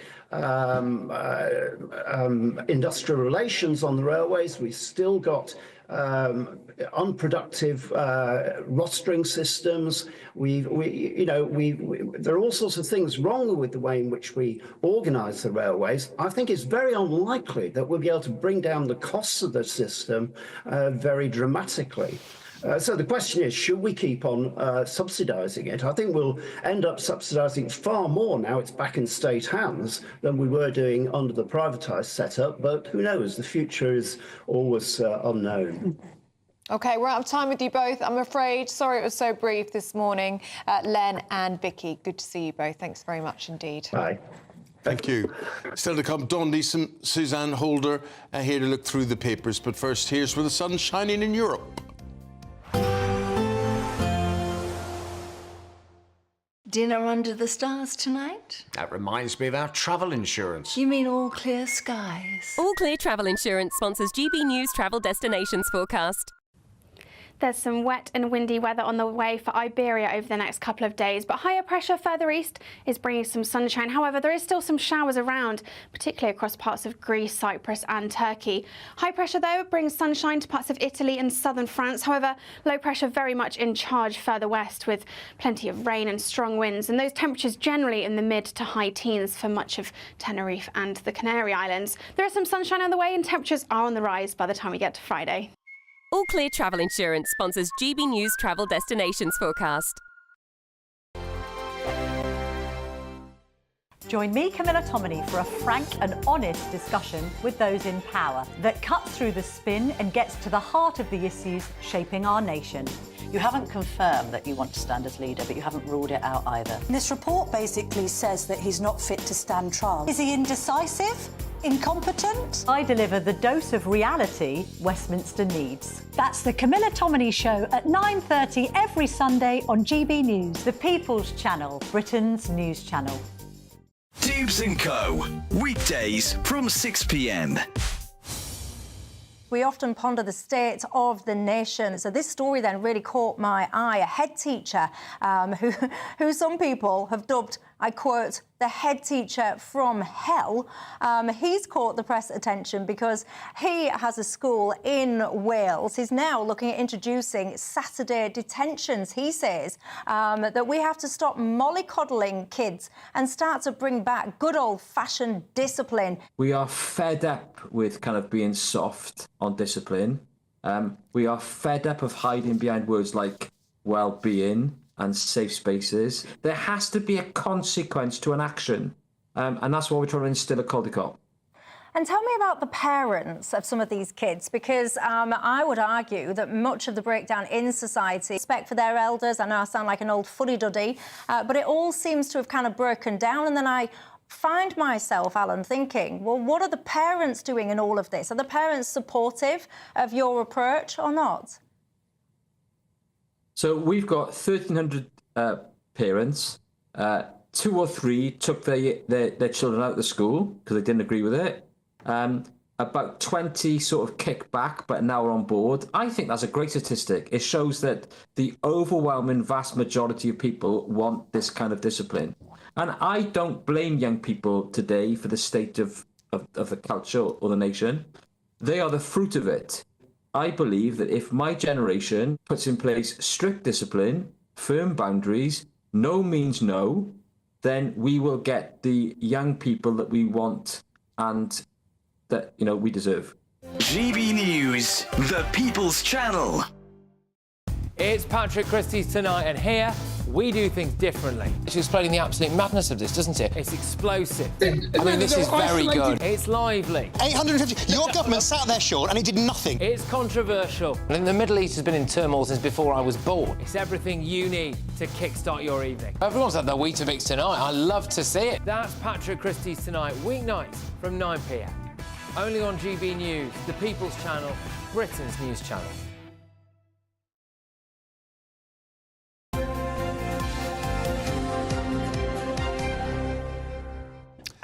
Just before the break, we showed from the Oscars last night a James Bond tribute, watching it, Don and Susan, and their opinions now following on it. So, Don, what do you think this now means? With the whole fact that Amazon's taken over the James Bond thing. Well, I don't mind. I think, you know, I like Bond, but I'm not the biggest fan. But it's interesting, this story today is that one of the authors who's allowed to write new Bond books, has the licence to do so, he's given an interview saying that now Amazon have taken over, we're going to get 007 vodka and theme parks and outfits. And you got this wrong, didn't you? I misread it. I went, what's all this about vodka theme parks? And she had to explain to me there was no such thing as a vodka theme park, although we've come up with a plan for how that might work.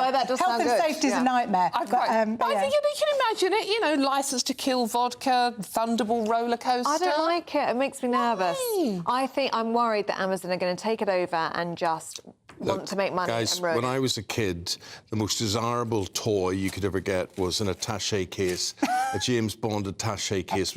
I never got one, But and then it was a gun with a silencer, an ID card, something else, whatever it is, and you close it up in this silver case. And to have that would be amazing. Not only that, you would then go down to the newsagents and you would spend your tuppence halfpenny on collector's cards. Yeah. You get cards with chewing gum in them and things. So listen, this stuff has been around, Merchandising. and they would all do it if they could get away or think of something. And if you don't have somebody putting the money in, it won't survive. So for people who are fans... Bond would survive. Well, not without money. You need investment and money for it to carry on. I think a Bond theme park, actually, I'd go. But also, if it's not broke, don't fix it. They're not going to wreck it out of sight because otherwise the fans are not going to buy into it. So I think there's nothing that much to worry about. But like you say, merchandise, I now want to go on eBay and see if I can find you one of those Bond and get you one. The best thing of all, I think, about Bond films are the theme musics. Yeah. Yes. People can say what they want, and they say Moonraker had the worst theme music of any film. No, it's actually very good. Who did Moonraker? Shirley Bassey. Oh, was it? Oh, right. Yeah, of course it was. What did she do? Like 2 or 3? She's very good. I prefer your Elvis, to be honest. Yeah, Oh, it's Elvis. Brilliant. Yeah. Live and Let Die for me, which would be right up your street. Very good. And very, Skyfall. very good. It's a bit. That's a dreary. It's a bit gentle. Soaring. Oh, It's no, soaring. it does I think soar. It's all right. It does I think soar. It's okay. I think it'll stand the test of time, that one. But no, I do think the James Bond franchise needs to be protected. And I do worry about it going into Amazon's hands. Well, I mean, we'll you're see. merchandising. Right. Do we need to protect Princess Lilibet? She's 3 years of age. She belongs to Harry and Meghan. Indeed. And why are we talking about her? Because we've been allowed a little glimpse of over her shoulder as she's playing a game as publicity for the fact that Meghan's new Netflix show, which I get confused about. Is this As Ever? Is this American Riviera Orchard? No, it's With Love Meghan. The thing we've all been waiting for, the lifestyle and cooking tips from Meghan Markle. And unfortunately, I feel, they're using the daughter to kind of publicise, despite the fact they want privacy and never want to, use their children in that way. But there she is.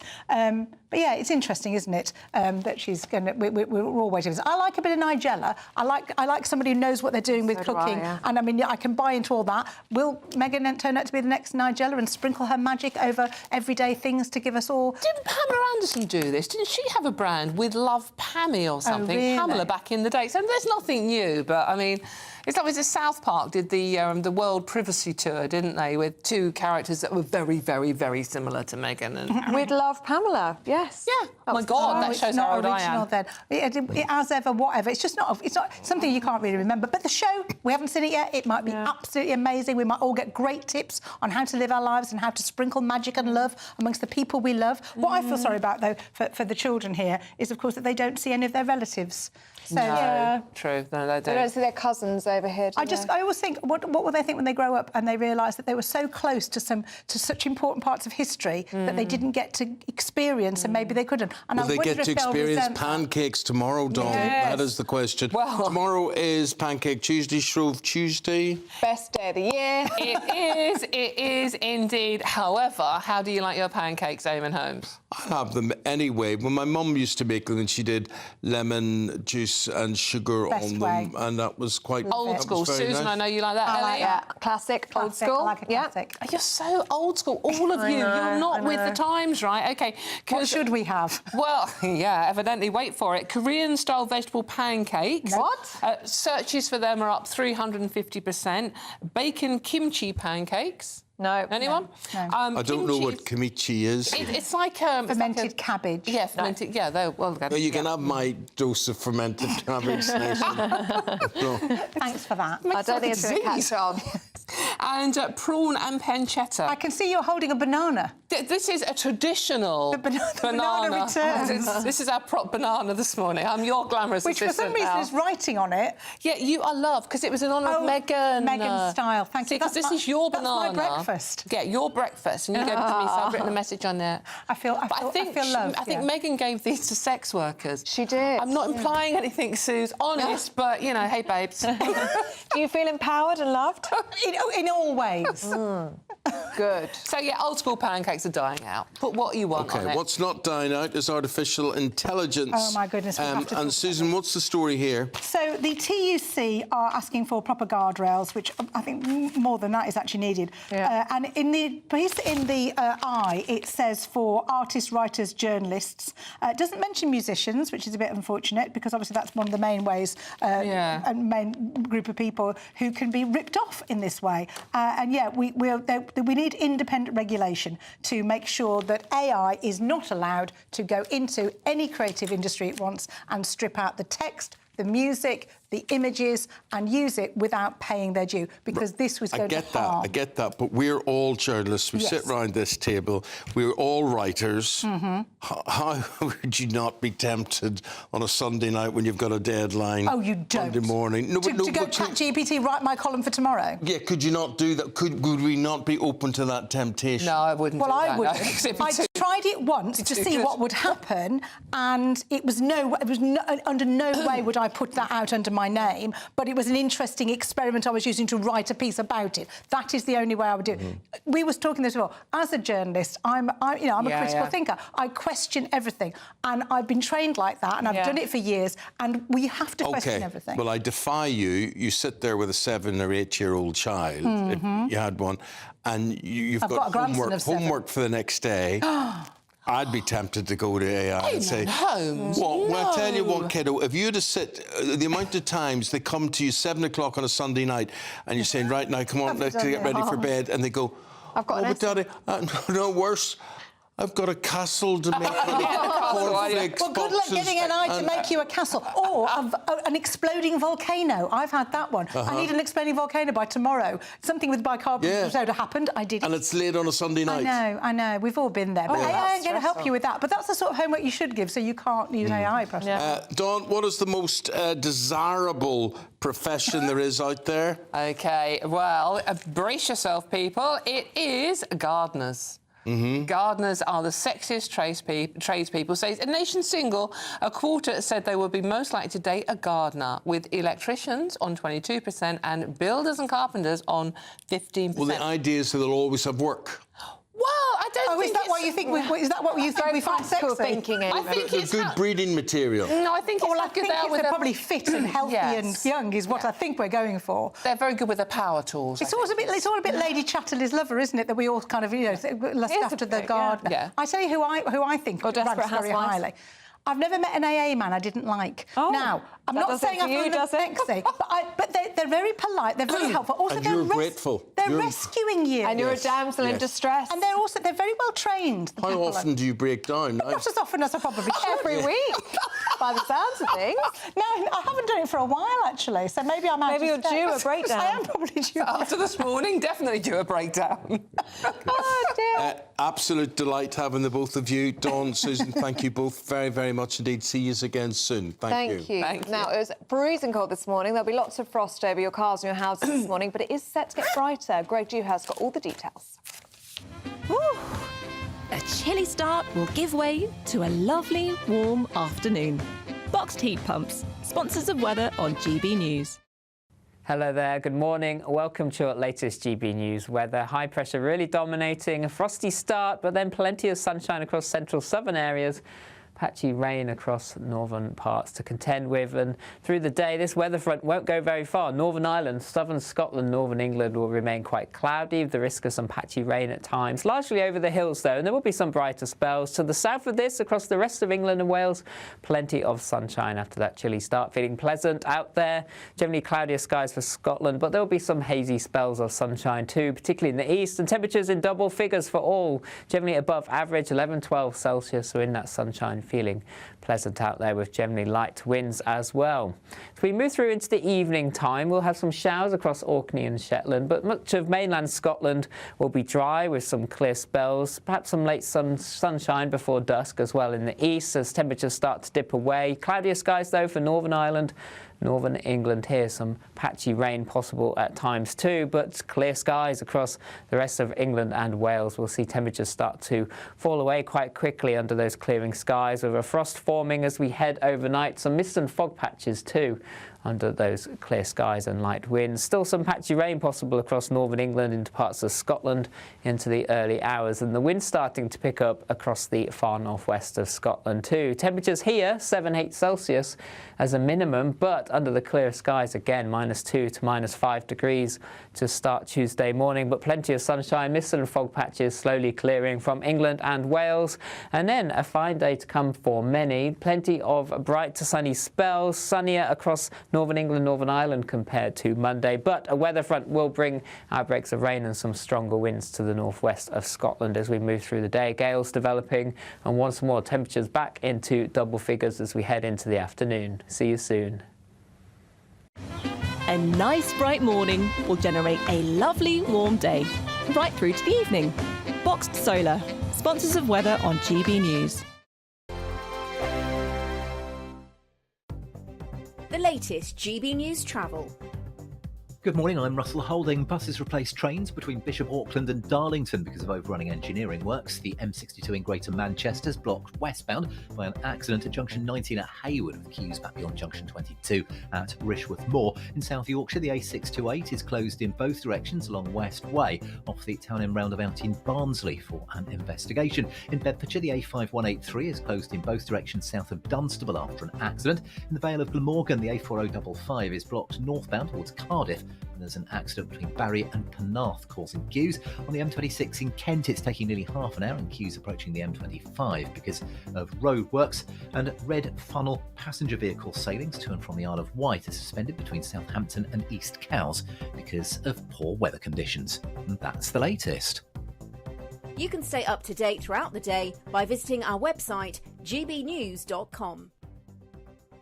It's the final week to see how you could be one of 2 big winners in our latest giveaway, as we have 2 prize bundles that have to be won. There's 2 lots of a totally tax-free £10,000 in cash. You'll also receive a brand new iPhone 16, along with £500 in shopping vouchers to spend at your favourite store. Hurry, lines close on the 7th of March. For another chance to win, text cash to 63232. One entry costs £2 plus 1 standard network rate message, or text bonus to 63232. 5 entries cost £5 plus 1 standard network rate message. Go to gbnews.com/win. Entries start from just £2. Call 0903 681 3232. Calls cost £2 plus your network access charge, or post your name and number to GB11 PO Box 8690 Derby DE1 9TT. UK only. Entrants must be 18 or over. Lines close at 6 p.m. on the 7th of March. Please check the closing time if listening or watching on demand. Good luck.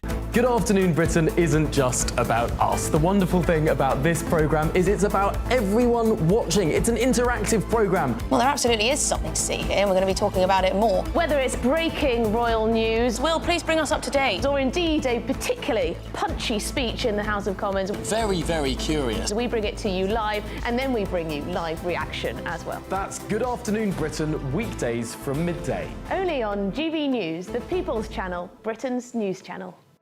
Hi, I'm Michelle Dewberry, and my show is your opportunity to cut through all the noise and dive in headfirst to some robust debates. Ideas clash. Situation, isn't No, because the failure is you're deliberately avoiding my point. Nothing's held back. And if you think this is the end of it, wait for more. And we do not shy away from the difficult stuff. Sometimes I want to shake people and say, if only you understood. So join me on Jubes & Co. weeknights at 6 p.m, only on GB News, Britain's news channel.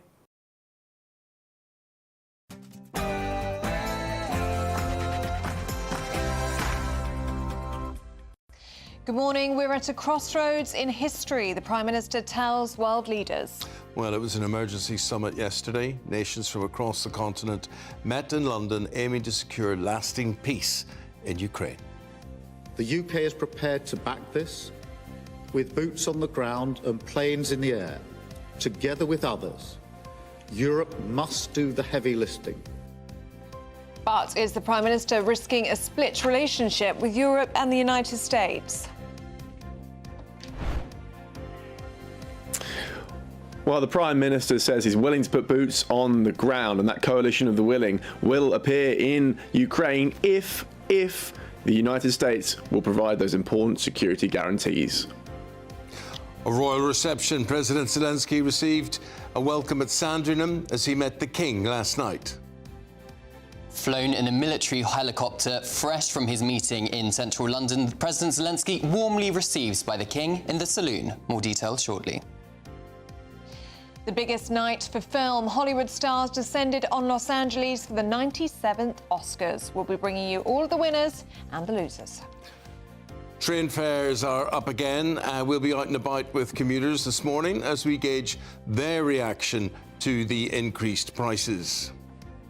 High pressure dominating the weather pattern over the next few days. Some frosty nights to come, but plenty of sunshine. Find out all the weather details coming up soon. Hello there, very good morning to you on this Monday morning. I'm Eamonn Holmes. I'm Ellie Costello, and this is GB News Breakfast.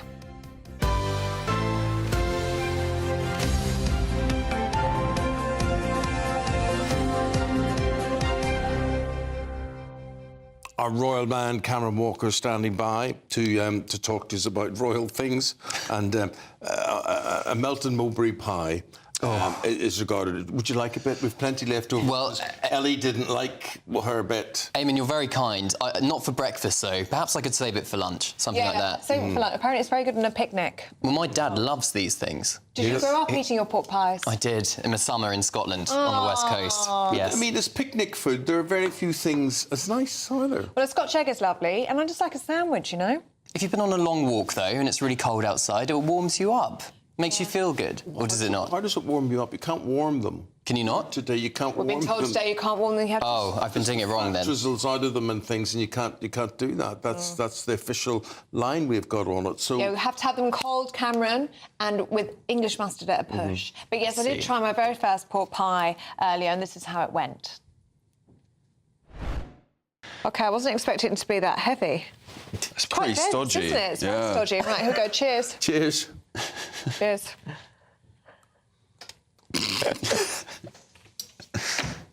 Oh my God. No. It's a bit stodgy.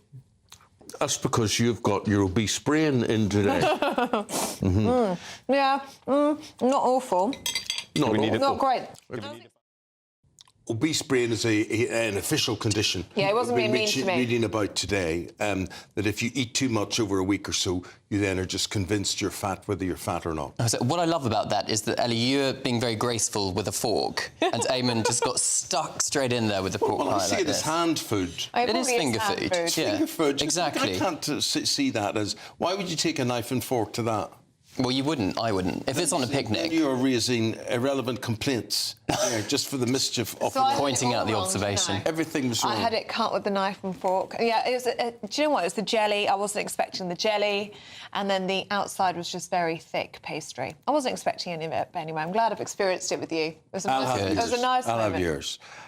More from Cameron very shortly, but it was an historic moment in London yesterday. European and world leaders gathered there in support of Ukraine. Well, GB News' Sophia Hill takes a look back at what happened and what this all means. We are at a crossroads in history today. This is not a moment for more talk. It's time to act, time to step up and lead, and to unite around a new plan for a just and enduring peace. Following a tense White House clash between US President Donald Trump and Ukraine's Volodymyr Zelensky, European leaders stepped up yesterday at a summit aimed to bolster support for Ukraine amid its ongoing war with Russia. Hosted by UK Prime Minister Sir Keir Starmer, he welcomed world leaders, including President Zelensky, to London's historic Lancaster House for talks to develop a plan to secure peace for Ukraine. We've agreed that the UK, France and others will work with Ukraine on a plan to stop the fighting. Then we'll discuss that plan with the United States and take it forward together. During the summit, leaders from across Europe consolidated months of talks, creating a new coalition of the willing to defend Ukraine and guarantee peace as they agreed to a new plan of action. First, we will keep the military aid flowing and keep increasing the economic pressure on Russia to strengthen Ukraine now. Second, we agreed that any lasting peace must ensure Ukraine's sovereignty and security. Third, in the event of a peace deal, we will keep boosting Ukraine's own defensive capabilities to deter any future invasion. The UK is prepared to back this, with boots on the ground and planes in the air, together with others, Europe must do the heavy lifting. But to support peace in our continent and to succeed, this effort must have strong US backing. The question now is, will Europe be able to go it alone without the support of the United States and President Trump? Sophia Hill, GB News. Let's go to our reporter Adam Cherry on this one. Tell us more, Adam. It's interesting, isn't it? That press conference yesterday where you heard Keir Starmer saying that Europe must step up, must create a coalition of the willing, there must be boots on the ground in Ukraine. All of that, you would think, would be designed for the ears of Vladimir Putin to deter him. Well, partially true, but really it's for the White House to hear after that explosive White House clash with Volodymyr Zelensky and Donald Trump over the weekend. It's all designed for Donald Trump to hear Europe saying they're willing to go further in order to guarantee those security protections that Keir Starmer and the rest of the European summit, the rest of those leaders think is essential for this to work. Actually, if you listen to the clash in the White House over the weekend between Zelensky and Trump, part of the reason it all fell apart, several reasons, but the main one really was Zelensky being so argumentative over the point that the last ceasefire agreement in 2014 was broken because it wasn't strong enough. So why is this one going to be different? America is essential here, but with Trump threatening to withdraw aid and demanding that Europe steps up even further, it's absolutely essential to have him on side, and that is exactly what this was designed to do. Adam Cherry there for us in Westminster. Thank you very much. Well, it leads into our poll of the day. Today we're asking, do you agree with the PM's pledge to give £1.6 billion in defence aid to Ukraine? Well, this is the way it's working out. About 20% of you agree with this, 80% of you disagree. The actual figures are 19 against 81. We'll be bringing you the live results throughout the day now, and with Martin Dobney this afternoon. So only 20% of you think, yeah, we're happy to give money to Ukraine. Well, we are going to be speaking to Minister of Defence Luke Pollard shortly, so we're going to ask him a bit more about that deal, how it's going to work and how it's going to be funded, most importantly. So we'll get that to you on GB News. Now, it was a busy day for both the King and the Ukrainian President Volodymyr Zelensky yesterday as the pair met at Sandringham. OK, it comes amidst calls for the state visit invitation for Donald Trump to be rescinded after last Friday's bust-up at the Oval Office. Here's Cameron Walker, our royal correspondent, with his take on this. Do you think there is an embarrassment now associated with this? Well, the King will never do anything without the government's go-ahead. Yes. Now, I understand, according to government sources, it was President Zelensky who asked for a meeting with His Majesty the King. The government agreed, and obviously, therefore, by extension, the King agreed. Do you think Zelensky would have gone there and said, look, Your Majesty, do you really think this is a good idea, seeing Trump? Do you think that would have been on the... Even if he was bold enough to ask the King the question, the King would not give him a straight answer, I would guess, because it's up to the Prime Minister, really, and the government whether to rescind a state visit. It would be so absolutely, incredible if the state visit was rescinded. I suspect what's going to happen is it's going to be kicked into the long grass, and they're going to hope that by the time the state visit comes around, probably next summer, all of this will have been sorted out in terms of the Ukrainian backstop and the minerals deal and all the rest of it. But clearly, 48 hours after the Prime Minister gave Donald Trump the letter inviting him for this unprecedented second state visit, the row with Zelensky in the Oval Office 24 hours later, and then we have this incredible image of the King with President Zelensky. Now, the President was flown via military helicopter from Wellington Barracks next to Buckingham Palace to Sandringham, where the King was staying. The meeting, I understand, lasted just under an hour. He was warmly received by the King. They had tea in the saloon, as you do if you're meeting the King.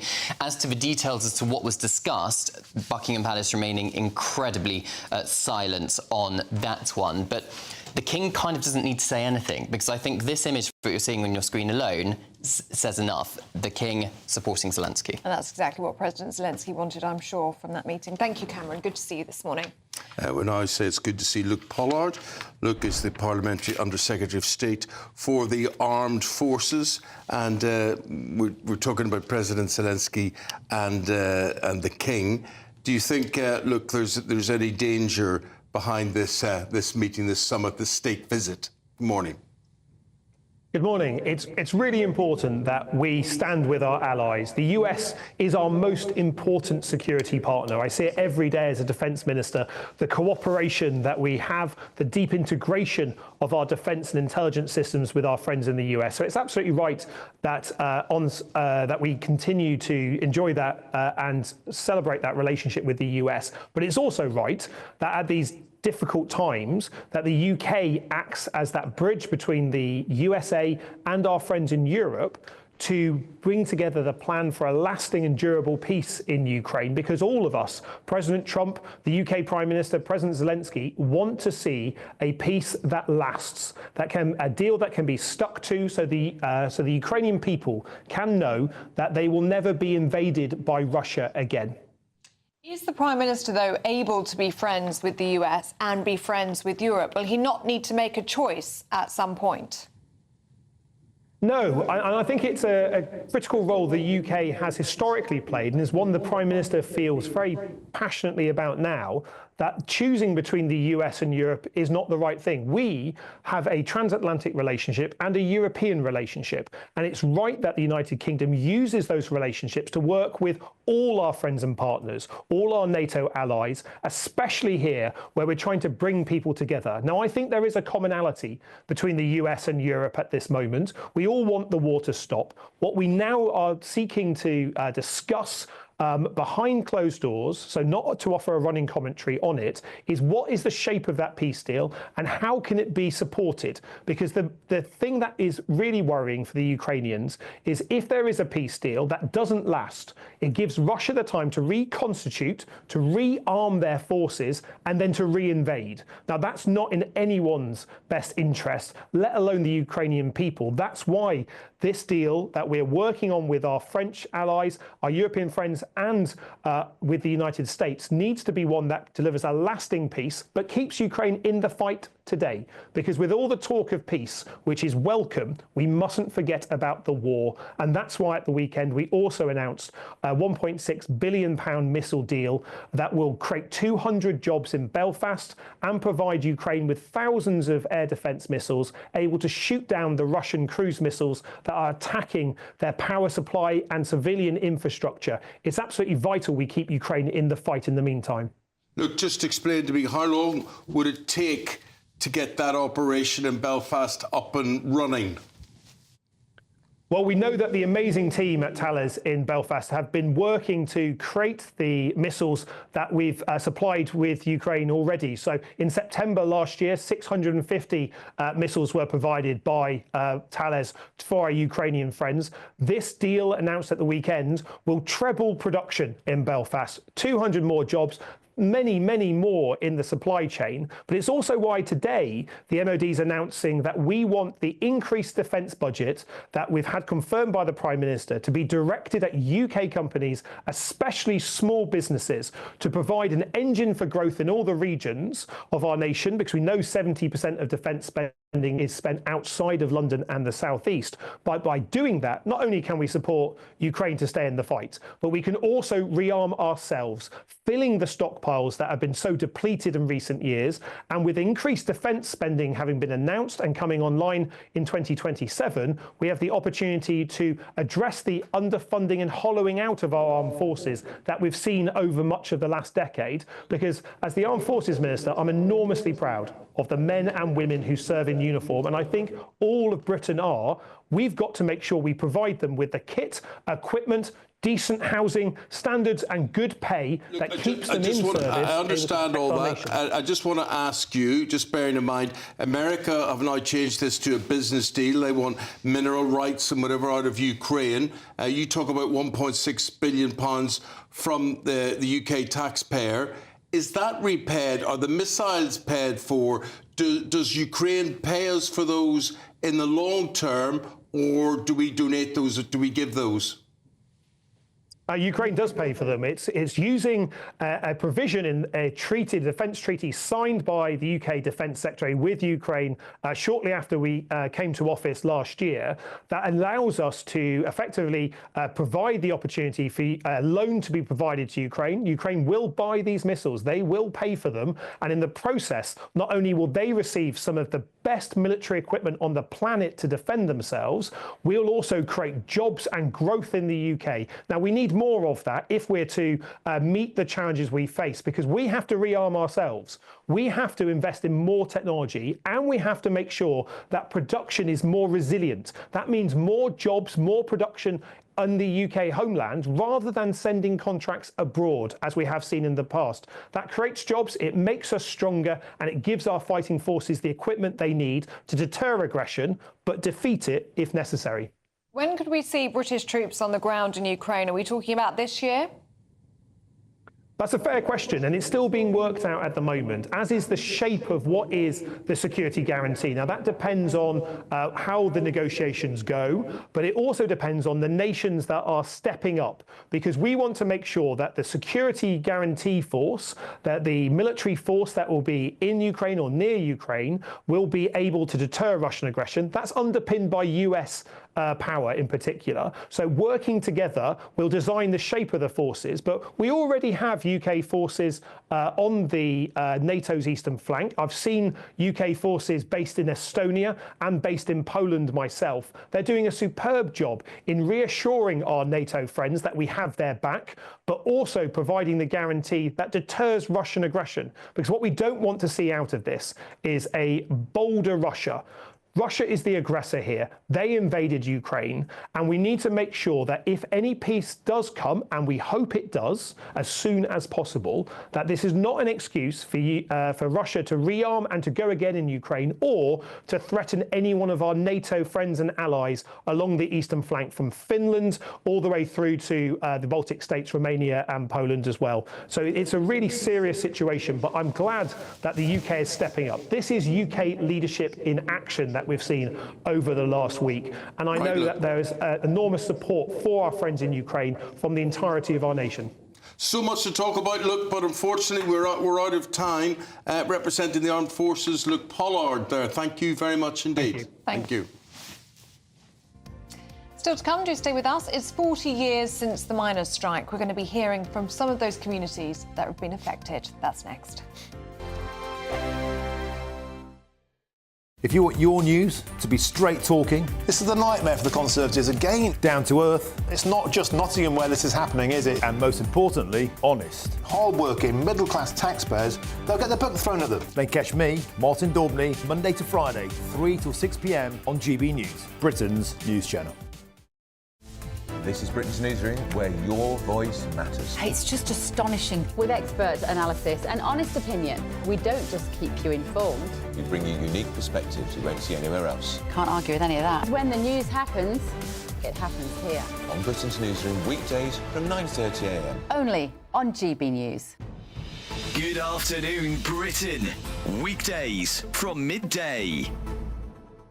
I'm here in M. Manzi's, which is now the oldest surviving pie and eel shop in London. It's been open since 1892, and as you said in the intro there, it's really sort of a dying breed. One of the sister sites of this shop, the distant relative, owned one of their own other shops in Deptford, and that closed on Saturday for the very last time. They've been open for over 100 years. So you clearly see that there's a declining, not necessarily a declining interest, that's a wrong way of putting it, but it's nowhere near as prevalent as it used to be. This was a staple of the East End, and it's now gone from about 300 shops in the Victorian times to under 40 now, and it's declining further and further. Now, also, a couple of months ago, I was in Basildon talking about a similar story with Richard Holden, trying to create a protected status for pie and mash to prevent sort of copycats from stealing the recipe and making it less authentic. So that is ongoing. There's clearly interest in it, and tourists enjoy coming in here. Hopefully I'll get one of my own pies shortly and have another taste.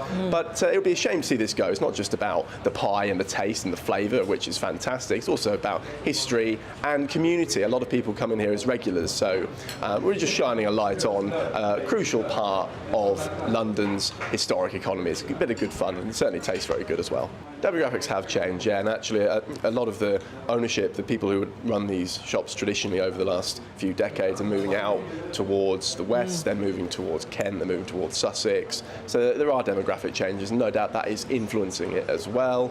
And as I say, it's important to do stories like this just to remind people of London's history and why it's important to support these local businesses. GB News, the People's Channel. We're proud to be GB News, the People's Channel, and as you know, we always love to hear your views. Now, there's a new way of getting in touch with us at gbnews.com/your-say. By commenting, you can be part of a live conversation and join our GB News community. You can even talk to me, Bev Turner, or any of the members of the GB News family.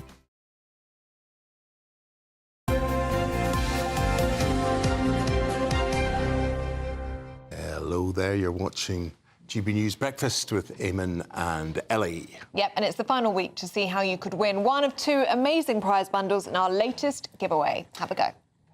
It's the final week to see how you could be one of two big winners in our latest giveaway, as we have two prize bundles that have to be won. There's two lots of a totally tax-free £10,000 in cash. You'll also receive a brand new iPhone 16, along with £500 in shopping vouchers to spend at your favourite store.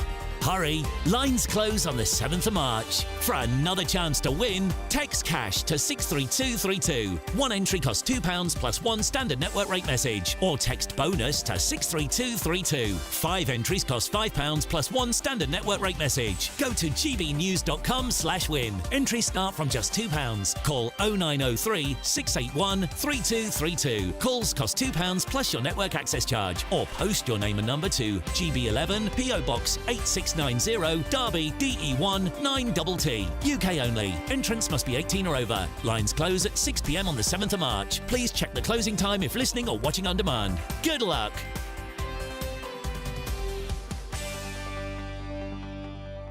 Good luck to Andrew and Bev from 9:30 this morning. Andrew, no good luck needed for you with British Pie Week. Now, you're no stranger to a Melton Mowbray pork pie. A great pie. Is this that hen nibbling the crust? The crust is particularly nice. Yeah, the crust. That was what I took a bit of an aversion to, Andrew. Oh. Very thick, very stodgy. Had my first pork pie this morning. Right. What? Yeah, I've never had a pork pie You've before. never had a pork pie before? Yeah. Ellie Costa. I know. Where have you been? I know I have. Well, I didn't love it, guys. I'm not going to lie. You need a bit Very of nice. pickle. Oh, yeah. A bit of mustard, Or I've been mustard. told. Yeah. Mustard. I'll try again. Anyway, we have got a very busy show this morning. We're going to be reflecting on all the events that happened between Trump, Zelensky, Starmer and so on, and the EU. Massive reverberations. Really are. It's going to be great. It's been a busy weekend. We've got a big debate And rail about that. fares have gone up again, way above inflation. They're the most expensive in Europe anyway. And Bev is doing her own little travel service. How are you? Turner Travel Agents opens this morning, so let me know where you're trying to go to, and I'm going to look how much it would cost you. From where to where, and we will look at the cost of doing that, because train fares are already eye-watering. The service is dreadful. So easy. I know. It should be so efficient. And, you know, it should be a national priority to take traffic off the roads, heavy-duty lorries, put them all on rail and make the experience really nice for all of us. Often cheaper to fly internally, which is outrageous. Yeah, and we had the highest number of boat crossings, the illegal migrants yesterday, so we're going to be talking about that as well. I thought they were going to smash the gangs. Well, yeah. No. And, you know, and are people on board with your taxpayers' money going to Ukraine? We're going to be discussing that. OK, let us know, folks. Thanks, guys. Have a good show. Thank you very much. Thank you for watching. We'll be back tomorrow morning to do it all again. Have yourselves a good day. Here's the weather.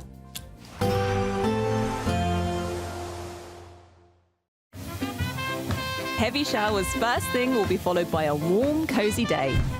Boxed Boilers, sponsors of weather on GB News.